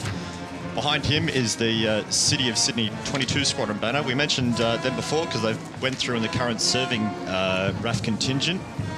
22 Squadron, following its active service during the Second World War, returned to becoming effectively a reserve squadron, or a citizens Air Force squadron, as it were, for civilian and reservists within the Sydney area. And around about 2011, I could have that date out, returned to being a permanent Air Force squadron at RAF Base Richmond, providing the airbase functions there. As a reserve squadron, they used to actually undertake flying trainees years ago. In fact, one of our former Deputy Prime Ministers, Ian Sinclair, as a member of the squadron, did his initial training with that City of Sydney squadron. The Australian Flying Corps banner is making its second appearance today. This time it's bringing up the RAF Association New South Wales, being led by its State President, Ron Glue. With him, I believe, is Terry Bodie, Mike Stewart-Watt, Phil Speet and Jeff Usher. In fact, I can't see Mike Stewart-Watt, so he might have snuck off somewhere else. And the second time around from Castle, that very pleasing appearance of the white trousers and blue jacket, and the lovely sound, the Castle Hill Youth Marching Band.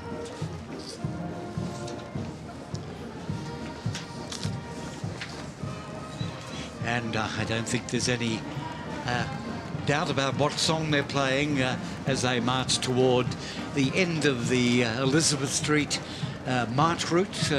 They'll turn left into Liverpool then and then dismiss. Australian Flying Corps and RAF Association banner is bringing up. Behind them is the Women's Women's Auxiliary Australian Air Force. During the Second World War, there were 27,000 WAFIs providing a range of roles from signals, aircraft maintenance, transport, a range of jobs that essentially allowed men to go onto the front line. So it was an incredible contribution provided by them. Behind them is the Women's Royal Australian Air Force, so a similar function from 1951 to 1977, providing support within the Royal Australian Air Force. Tragic. Sadly, at the end of the war, they found they had no instrument for actually rewarding any of the ladies in the Auxiliary Air Force with MBEs or BMs, and they missed out. Coming along behind them is the RAF National Service, so further to the conversation about the NASHOs from 1951 to, I believe, 1957. Many may not remember that from the 1950s we fought in Korea and in Malaya, so there was considerable fears that we were going back into another hot war. The RAF NASHOs provided an essential service at home and on our overseas bases to keep us ready. We spoke about the marching koalas of Newcastle a little earlier, second time around. Very well turned out, sound good. A great contribution to Anzac Day March, Sydney. Now, just looking over the shoulder of our marching koalas, our crowd is still there. Normally we'd expect them to start to dissipate a little as we move toward the end of the march, but they're still there. Look, lining the complete sides of Elizabeth Street as we stare down toward Martin Place. 3 Squadron banner making its appearance, and we might see a couple of current serving members. No, none that I can see. 3 Squadron following the Second World War flew the Meteor, Sabre, Mirage and Hornets in a variety of areas. They're being followed by 75 Squadron Association, which does have a number of current serving members who've made the trip down from RAF Base Tyndall in the Northern Territory. 75 Squadron also flies the Hornet. 3 Squadron, which came through before, is recently converted onto the F-35, delivering the first 2 aircraft to RAF Base Williamtown late last year. They had another 2 come earlier this month. That was an amazing moustache in the front rank on that pilot. We grow them strong. 77 Squadron, another F-18 Hornet Squadron coming through in that contingent from Williamtown, like 3 Squadron. And they've also recently seen a great amount of operational service in the Middle East. 2 Squadron banner, believe that may be Flying Officer Doug Sandow, who was a Mitchell pilot with 2 Squadron during the Second World War. Following the war, spent a lot of their time at RAF Base Butterworth, and it was from there that a number of them would have deployed across into Phan Rang during the Vietnam War. It was disestablished in around about 1982 and then reformed in the 2000s to fly the Wedgetail from RAF Base Williamtown. There's Doug on the left there. And it was 78 Squadron with Len Waters, the first Indigenous fighter pilot. That's right, a proud Gamilaroi boy who flew the Kitty Hawk in Northern Australia on a number of combat missions. And immediately behind 78 Squadron, I can hear them now, second time around, pipes and drums of Knox Grammar School from Wahroonga on the north shore of Sydney. Behind them is 79 Squadron, which was a Spitfire squadron during the Second World War, but probably better known for their service during Vietnam, where they were based in RAF Ubon in Thailand. Although they didn't fly combat missions, they provided air defence in Thailand, and a little known fact that I learned, they provided a kind of precursor to Top Gun for the United States Air Force in dissimilar air combat training against their much larger F-4 Phantom. So they were able to use the Australian contingent there to better prepare themselves before they went on missions into North Vietnam. 79 Squadron and its Vietnam connection there will bring in the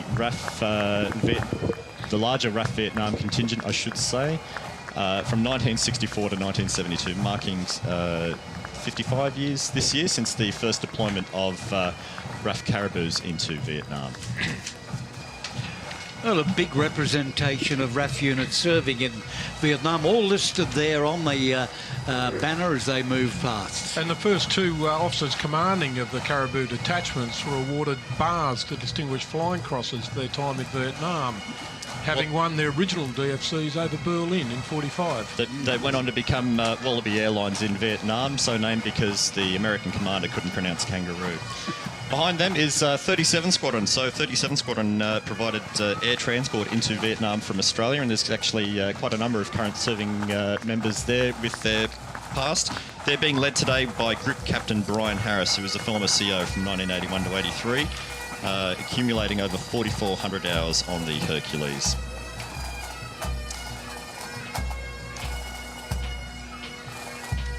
You can see now the RAF Association, RAF Reservists New South Wales Division banner coming through at the end.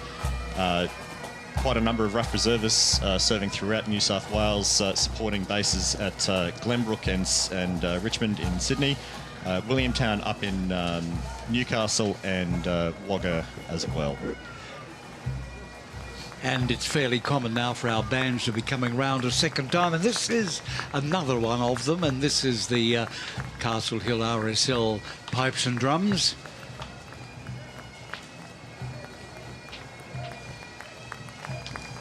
And I believe that might be the Army Dispatches.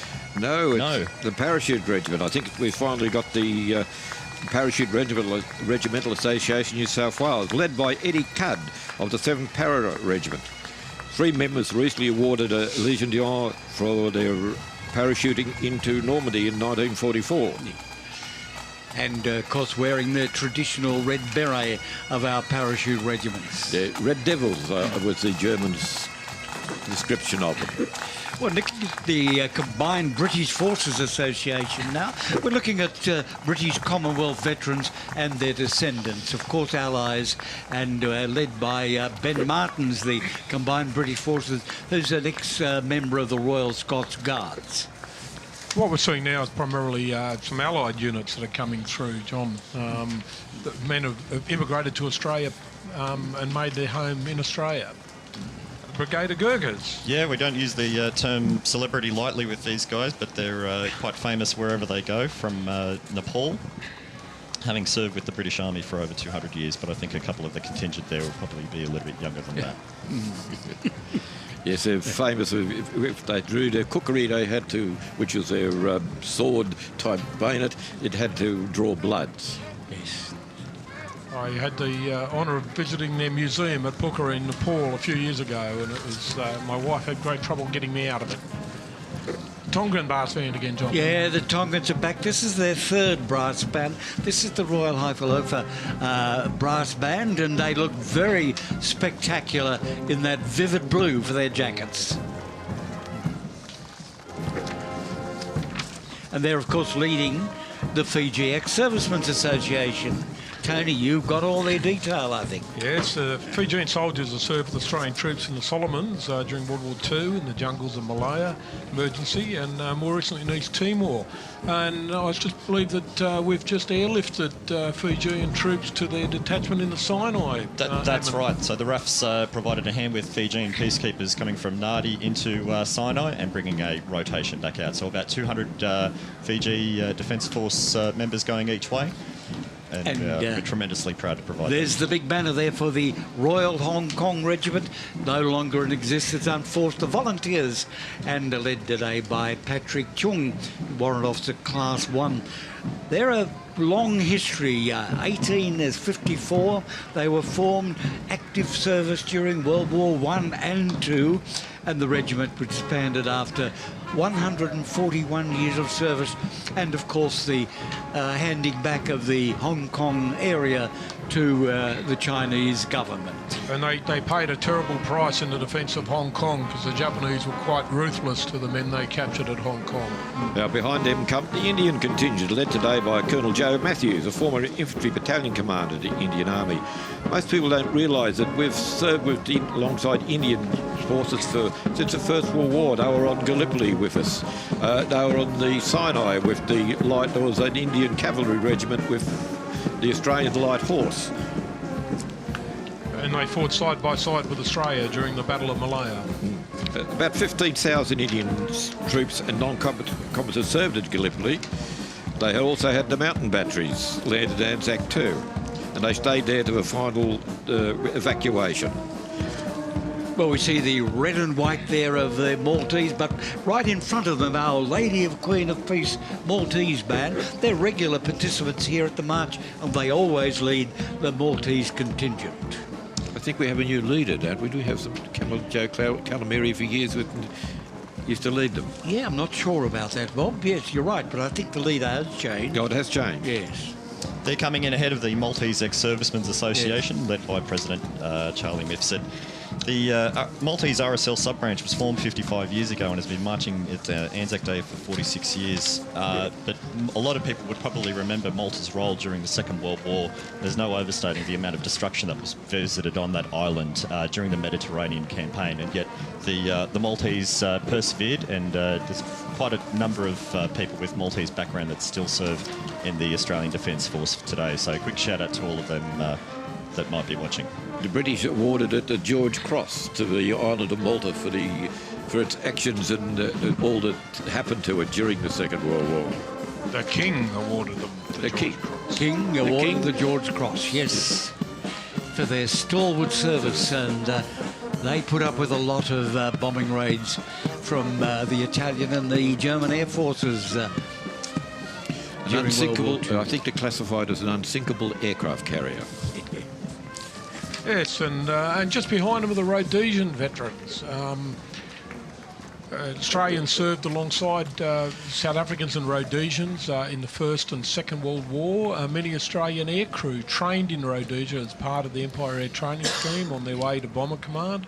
And of course there were many Rhodesians serving within Bomber Command, as you can see on the banner there. Most of these men that you're seeing on parade are Rhodesians who, after the Lancaster House Agreement, moved to Australia, have now made their home in Australia. And the banner behind that, of course, the Sikh Regiment, led today by Colonel Chadrajit Singh Chima. During the First World War, the Sikh Regiment served on the Western Front. They were there at Gallipoli, where they were decimated. They served in the Middle East, Mesopotamia, and of course during World War II, North African campaigns in Italy, as many other areas across the Asian continent. They fought often in association with our diggers, and Gallipoli, of course, was the classic example. And members of the Sikh faith who enlist in the Navy now, John, can wear the turban in lieu of a naval cap, yes, and as their working rig and their ceremonial uniform. Same as in the army. At once one of my driver, in fact, was a Sikh, and he wore a green turban.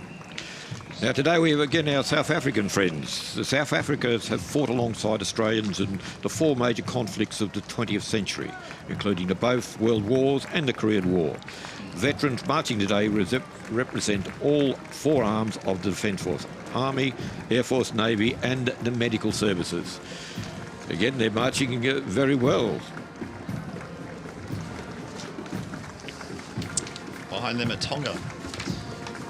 This association came into being at the start of this year, so I would assume this is their first time cutting down Elizabeth Street. The unit, they consist of men who served on the Solomon Island with the Ramsey peacekeeping operation, and ex-servicemen from His Majesty Armed Forces Tonga, representing members who served in Iraq or Afghanistan on missions there.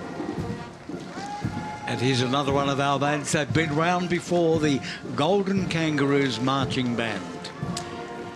The green and gold is certainly there, both in their banners and those lovely golden jackets with our green collars.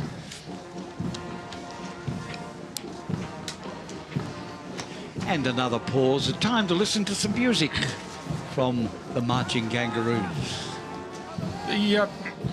One of the significant anniversaries, John, that we recognise this year is the 100th anniversary of the Repatriation Department, the marvellous work they've done since the cessation of hostilities in the First World War, assisting returned servicemen. And they're currently led up by retired Major General Liz Cosson, and more of the senior management of the Repatriation Department, or DVA as they now know it, are ex-servicemen and women, continuing to serve their fellow servicemen and women. So I dip the lid to them and all the DVA advocates working out at RSLs associations around the country doing a great job. Another anniversary which has virtually gone unnoticed is the centenary of the King's Cup for rowing. Now, the King's Cup was won by the AIF crew after the World War I, the Peace Regatta of 1919, and they really took it home, and it's an interesting story, of course, because the trophy was confiscated. And bureaucracy had it and they wouldn't let it go, but an appeal to the King made it be released for annual interstate competition with 8 odd crews, and New South Wales won this year.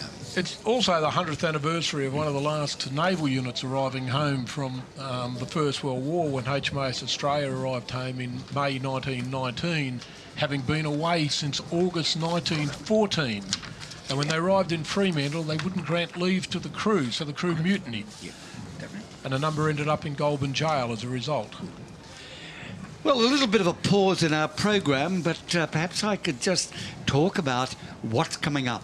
And there's a lot coming up, so stay tuned to ABC television.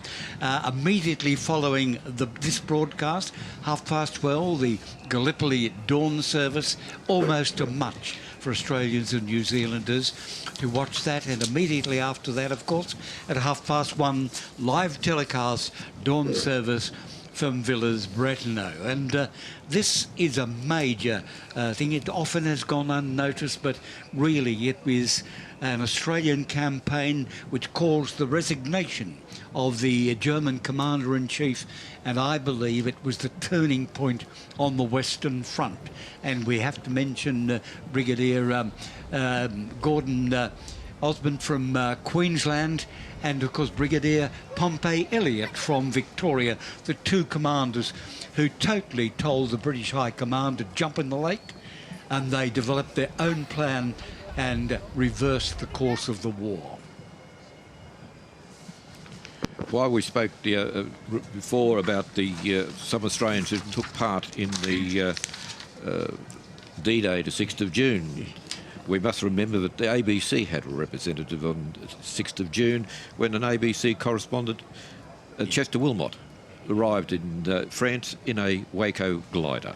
Oh, we spoke earlier about Miriam's interview with New South Wales RSL State President James Brown. Let's join them again at the Archibald Fountain. Now for you, James Brown, you are a graduate of the Royal Military College of Duntroon. You've also served actively overseas. What does Anzac Day mean for you? Well, Anzac Day is a day to think about family members. My grandfather served in Kokoda. He was an infantry platoon commander and then company commander. He was shot, missing in action, trapped behind enemy lines, feared dead, and lived with the consequences of that for the rest of his life. So I think of him, I think of other family members who've served, my wife's family member who won the Air Force Cross over the skies of Europe in the Second World War, and I think about friends and colleagues I served with, those who deployed, those who didn't come back, and those who came back but sadly never came home. And what do you feel will be the future of Anzac Day? You mentioned there that we have today someone who's 103 marching. What do you think it will mean in the future as more of that elderly veterans community passes on? Well, our veteran community at the moment is standing on the shoulders of really the Vietnam veterans who have done so much work, the thousands of volunteers from the Vietnam era, the national servicemen who have held this community together, helped veterans when they've needed it, and made sure our commemorative services work. And they're getting older. We need to think about who will be replacing them to stand up and do the work of the RSL and other veterans groups. We're thinking a lot about how we can make sure that we continue to educate children about the role that veterans have played to secure Australia as a free country. In New South Wales, there is now a specific part of the curriculum that talks about the role of veterans and also the role of veterans' families, and that's really important. And as we move forward, I'd like to think we can focus more on families particularly. Our national security rests on those families who stand behind the men and women who serve in the Australian Defence Force. And as we speak today, there are nearly 2,000 Australians who are standing guard on valleys, in mountains, on and under the sea, in the air, and they do it on our behalf, and they do it for the weak, they do it for the innocent, and they do it for Australia, and we've got to make sure that for as long as we're deploying people into harm's way, there's people who can look after them when they come back. That work, that service continues, as you pointed out there. And of course, the RSL plays an integral part in the welfare of veterans. What are the priorities for the RSL with that work? Well, our network of sub-branches, 350 just in New South Wales, but many more across the country, are the first port of call for veterans who need help, whether it's just a chat with someone who understands the experience they've been through, or whether it's someone to help navigate the bureaucracy. But we are seeing increasing demand for our professional veteran services. We have teams of people focused on legal aid for veterans, housing and homelessness support, financial assistance. We've been doing an enormous amount of work to help veterans who are on the land through the drought in the last 2 years. And we currently have more demand for our services than we can meet. So we want to make sure that we can do that efficiently and effectively. And we also want to make sure that we can do that in collaboration with other veterans organisations as well. Veterans shouldn't have to deal with a fragmented system. They should be able to deal with one organisation that can connect them into the services they need. Wonderful work. James Brown with the RSL New South Wales, thank you very much for speaking with us. No, thank you very much. And while we've been talking to James Brown, we've had our entertainers march through. Entertainers, a tradition from World War II right up through to the modern era. We had Dinah Lee and Little Patty and Sylvia Ray with us, and we've seen our war correspondents move through as well. A tradition coming from Banjo Patterson at the Boer War. We remember Chester Wilmot in World War II with Damien Parra and a colleague of ABC of mine, Neil Davis, now killed later on in Vietnam. Skippy Squadron on our screens now, which is the Qantas Airlines contingent that provided ferry services from Australia to Vietnam during the Vietnam War, helping bring our guys over in theatre and then get them home again afterwards.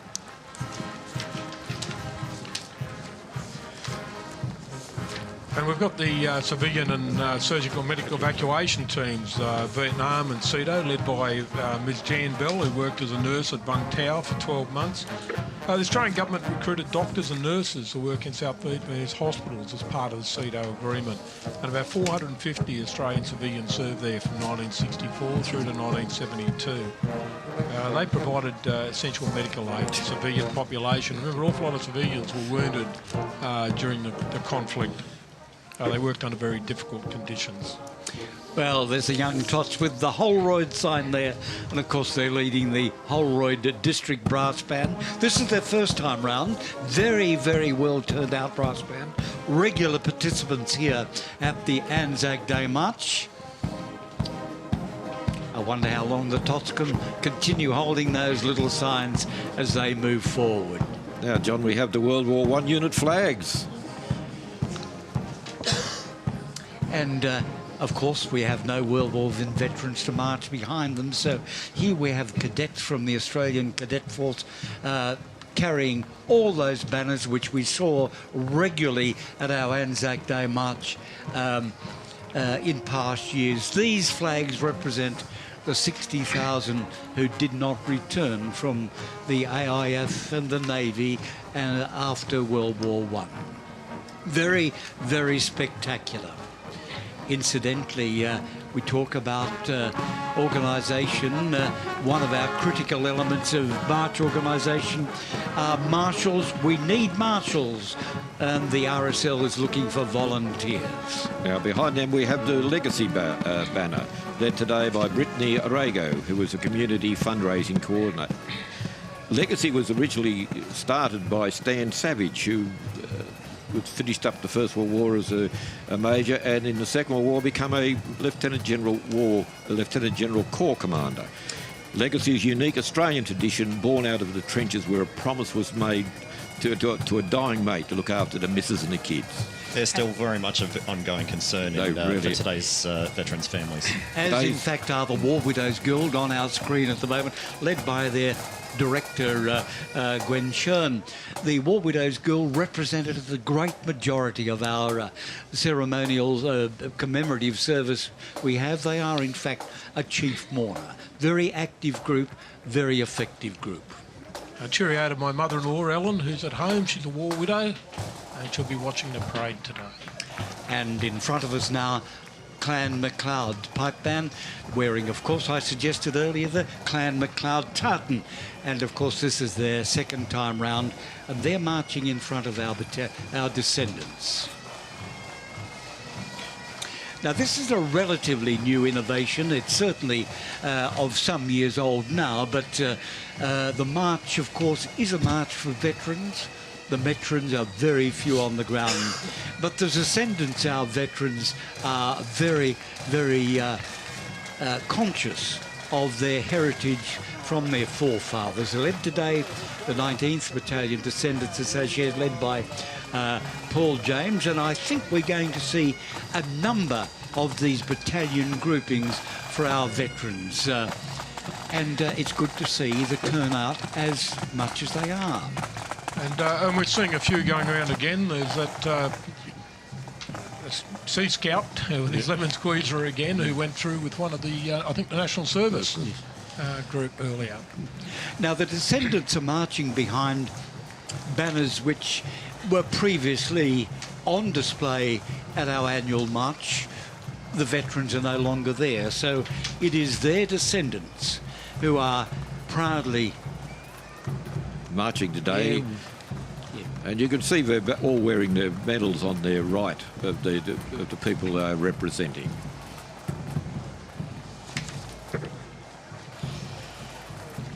These are the general hospitals, and we had a number of them throughout our war zone, and of course descendants again of those who served our hospitals in World Wars I and II.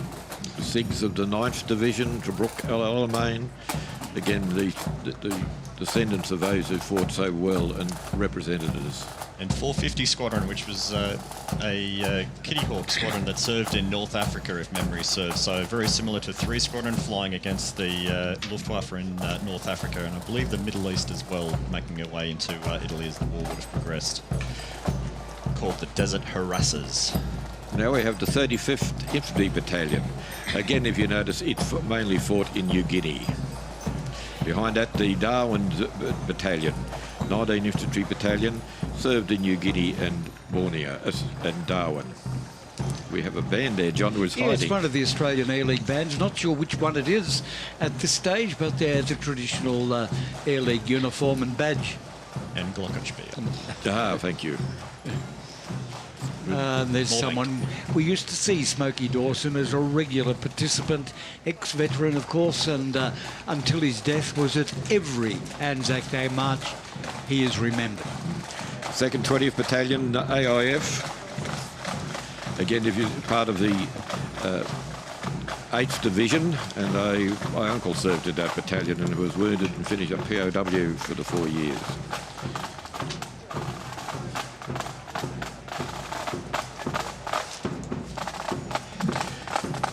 US Army Transport Corps, small ships. These were manned by Australians who were too young or too old to go to war with the Australian Army. Yes, and we remember Ern Flett in particular, who really was instrumental in re-raising the interest in the service of our small ships. And of course these are again men who were denied repatriation benefits for many, many years because they were considered to be contractors to the US Army rather than servicemen. And of course we have here the carrier pigeon service. The Bill Lorry is there, probably was their patron there for so many years. Again, the pigeons we used to go and, homing pigeons we used to go and send messages backwards and forwards to the various headquarters. And we spoke about technology and communications. They were very effective in their day, very effective indeed. I've seen them, they got them, they were even given medals. They were also carried early in the war on aircraft, particularly Coastal Command aircraft, carried carrier pigeons as a last resort of getting a message back. That's right. If they had to ditch and they were out of radio range, it was a message on the heel of old Birdie, and he or she was hightailing it back home to bring the news back. Oh, you look like a few American uniforms there. Marines are here. Yes. We just had a large contingent arrive in Darwin, didn't we? I think the Prime Minister was up there welcoming them yesterday. This lot of yours, John. Yes, well, the American forces are well represented in Australia. In fact, their sub-branch is, I think, #1 in the world here. Yeah. Very well represented indeed. There'd be a United States Air Force sergeant of some description on the centre screen there, but that's correct. The Marine Rotational Force has just topped up its numbers in Darwin for another 6-month stint up there, so look forward to working with them during exercise Talisman Sabre later on through the year. And of course, a lot of US personnel came to Australia on R&R and liked it and stayed, some of them before they finished their term of engagement. They did indeed, you're quite right, and I had a family member who married one and he's still here. Okay, Bob, China, yours. Yes, this must be the first time I think we've seen them. James, you. Yes, obviously the Chinese from China, also from Taiwan and from Hong Kong, who are with us today. And of course, Bob, we remember the Chinese well involved fighting the Japanese before we were, with the Japanese invasion into Manchuria. A vicious war at its time. Yes. Our leader today is 88 and was a captain in the Defence Forces. Estonia. Eamon, yours. Yeah, so I've been dutifully informed that quite a number of Estonians contributed merchant shipping during the Second World War. Obviously, Estonia was occupied by all sides during the conflict, but being a Baltic state was still able to provide shipping services. Estonia had one of the largest shipping fleets in the world at the outbreak of World War II, and many of them got out of the Baltic and continued to provide convoy until by attrition they were lost. It was incredibly important to relieving the pressure on the British fleet, especially with the merchant convoys that were making their way from England up into Murmansk, wasn't it, to resupply the Russians early on during 1941. Well, here's another one of our Tongan bands, the Royal Hisfua Brass Band, and it's, of course, the Wesleyan Church of Tonga. And this band is, I think, a new one marching here in the Anzac Day March. We have had Tongan representation over many, many years, but I think this is one of our new ones. Yes, I don't think we were here last year, but they are very well turned out and very colourful. And immediately behind them, we have our French veterans, led by Jean-Louis de Warbeck. And of course, Australia's connection with France goes right back to those terrible days of the trenches in World War I, where Australians not only fought in France, but side by side with France. We fought against them in Syria, in the Vichy French. But then as the tide of the war changed and more of the Free French forces were fighting at sea, on Royal Navy ships, in the air with Free French squadrons, and of course in the military, Australians fought alongside French personnel. French civilians helped Australian escaping POWs, mainly aircrew, to escape through France down to Spain so they could rejoin the war. We fought with the French in Korea. And of course more recently on peacekeeping in the Middle East. So we also work alongside them now in New Caledonia on exercise or disaster relief missions, so that's not uncommon to see the French Armed Forces in New Caledonia come over here, or for us to go over there to give them a hand with something. And the Lancaster bomber that's at the Bulls Creek Museum in Western Australia was a gift from the French. It was flown from New Caledonia to Perth. Right. As a gift to Australia, recognising the services of Australian aircrew over Europe. And we're looking at those representatives now from Greece and Crete, led by Evangelikos Komakis. Now, the Greek sub-branch has been part of the RSL for, well, now over 60 years, and many Greek Australians have served in the Australian Defence Force for nearly 90 years. So at Gallipoli and the Western Front during World War I. And of course, we cannot forget the battles of Greece and Crete in 41.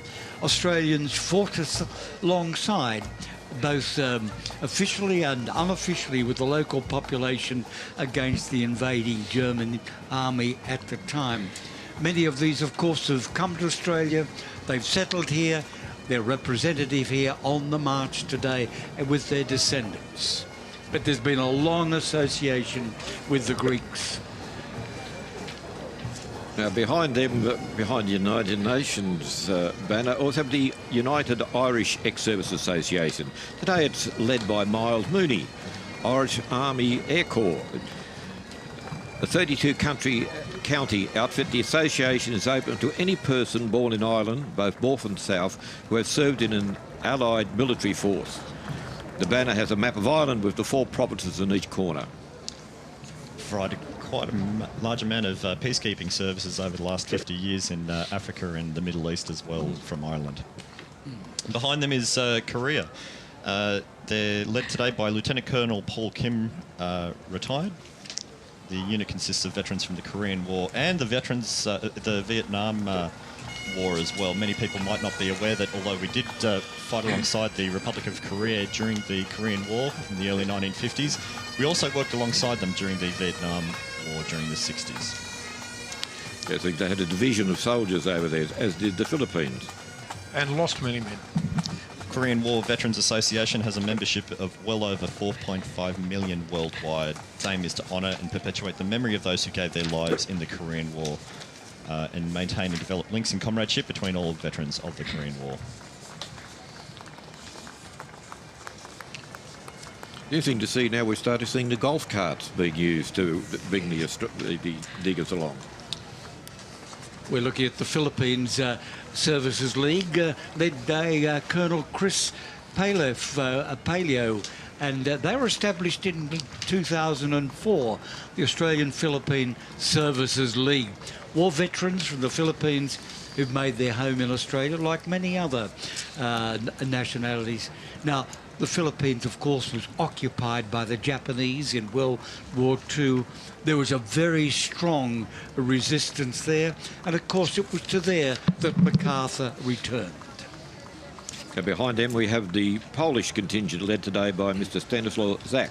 The sub-branch, the Sydney sub-branch of the Polish Ex-Servicemen Association was established in 1950, and they're marching today to remember those who fought for an independent Poland. I understand they were very good fighter pilots. They had 16 Polish squadrons in the Royal Air Force, and at one stage I think they held the record for the number of German planes which were shot down. They were not apparently unknown if they ran out of bullets, ammunition, they would ram the German planes because the feeling was so great against the Germans. They might have gotten into a little bit of trouble when they landed in a farmer's paddock explaining who they were, but that might be the movie misinforming me. I think it worried them. Of the 8 N-class destroyers, 5 of which were manned by Australians, 2 of the others were manned by Poles. Here we see the Russian contingent. This group's marching of veterans and descendants from the Soviet and Russian armies who've made their home in Australia. From 1941 through to 1945, 20 million Soviet citizens were killed during the conflict, approximately 14% of the total population. When you look at the population of Australia today, that's a staggering number. At least 8 million military deaths during that conflict as well on the Eastern Front. Serbia, led by Vojislav Vučićević. The Serbian people were amongst the first to form resistance against the Nazis in occupied Europe during World War II. And of course the Balkans was a very strategic area. It had some of the few fuel assets in Europe, mainland Europe. And they fought as a guerrilla force against the Germans, being supplied by air and by submarine by the British. And put up great resistance and paid a terrible price. The Germans exacted some revenge against them. And of course many of these people, the former, what we used to know as Yugoslavia, but in this case Serbia, moved to Australia post-war and are now living, and these are the descendants of those people. And of course a special relationship with the Turks, the Turkish sub-branch. It's an important day for both we in Australia and the Turks. Enemies of Gallipoli, yes, but what developed from that was a magnificent self-respect. in the post-war period, many Turks settled in Australia. They established the Turkish sub-branch of the RSL. It's based at Auburn. I had the privilege of being the MC of the rededication of the War Memorial at Auburn, and the Turkish sub-branch played a very, very important part in that rededication ceremony. And on the banner behind the march was a speech given by Kemal Ataturk about the Australians who died on Korean Peninsula. They are now lying beside their friends, the Johnnies. And it's a well-published text, we might say, and it's still on the wall of the old Anzac House in Castlereagh Street here in Sydney.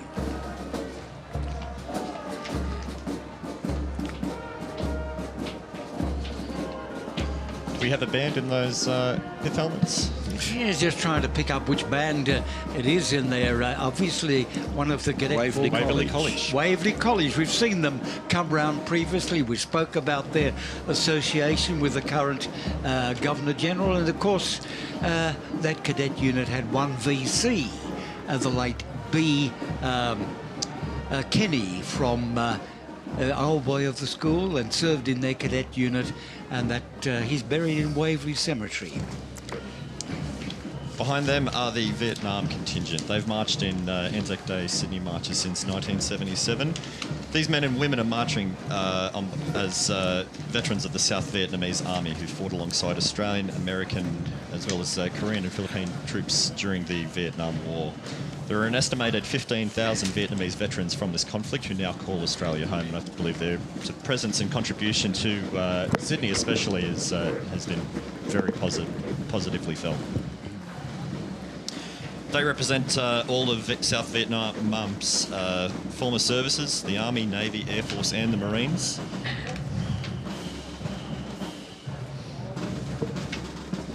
Well, we're certainly coming toward the end of our march at the moment. We see our marshals and SES people there, the SES in their very distinct orange uniforms, and they've been volunteers at this march for many, many years and busy since very, very early this morning. But we see behind them again the visions of the purple and the black, the Millennium Marching Band. As we mentioned earlier, they're composed of students from high schools right across the state, and all willing to accept volunteers who like to join them, but a very well presented group, and have been for many, many years. And as mentioned earlier, their uniform is perhaps modified a little from their traditional Harry Potter versions of their black cloaks, but what an effective and nice looking and nice sounding band,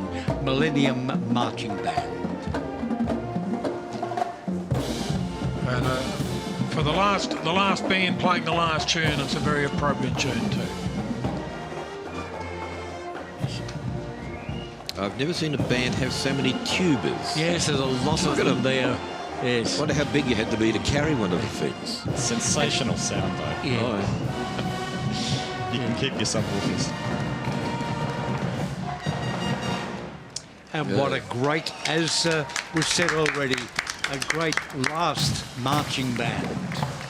Well turned out, sound great. Well, John, it's been a great parade, a tad shorter than previous years. And we've got a lot of people to thank. We've thanked our SES volunteers, but we also got to thank our marshals. They'll be coming along very shortly. There they coming up now. The Chief Marshal is Brian Fountain, former RSM of the Martin, and the deputies Malcolm Little and John Balfour, associated with our March organisation for a long time. And I should mention that the RSL is looking for volunteers who would like to be marshals at future things, so don't hesitate if anyone is interested in volunteering to assist as a marshal at our Sydney Anzac Day March. RSL New South Wales will be only too happy to hear from you. Well, we're looking toward the end of our march now. Miriam, you've sat there very silently. The march is over. Your impressions? My impressions, it's been a fine turnout on a gorgeous day. We can still see the crowds there continuing to line the streets, and wonderful, wonderful to see. Rightio, well, our telecast from the Anzac Day March in Sydney is almost at an end, but please stay with us at ABC. Thanks to my commentators and production personnel. Hope we'll see you again next year. Cheerio.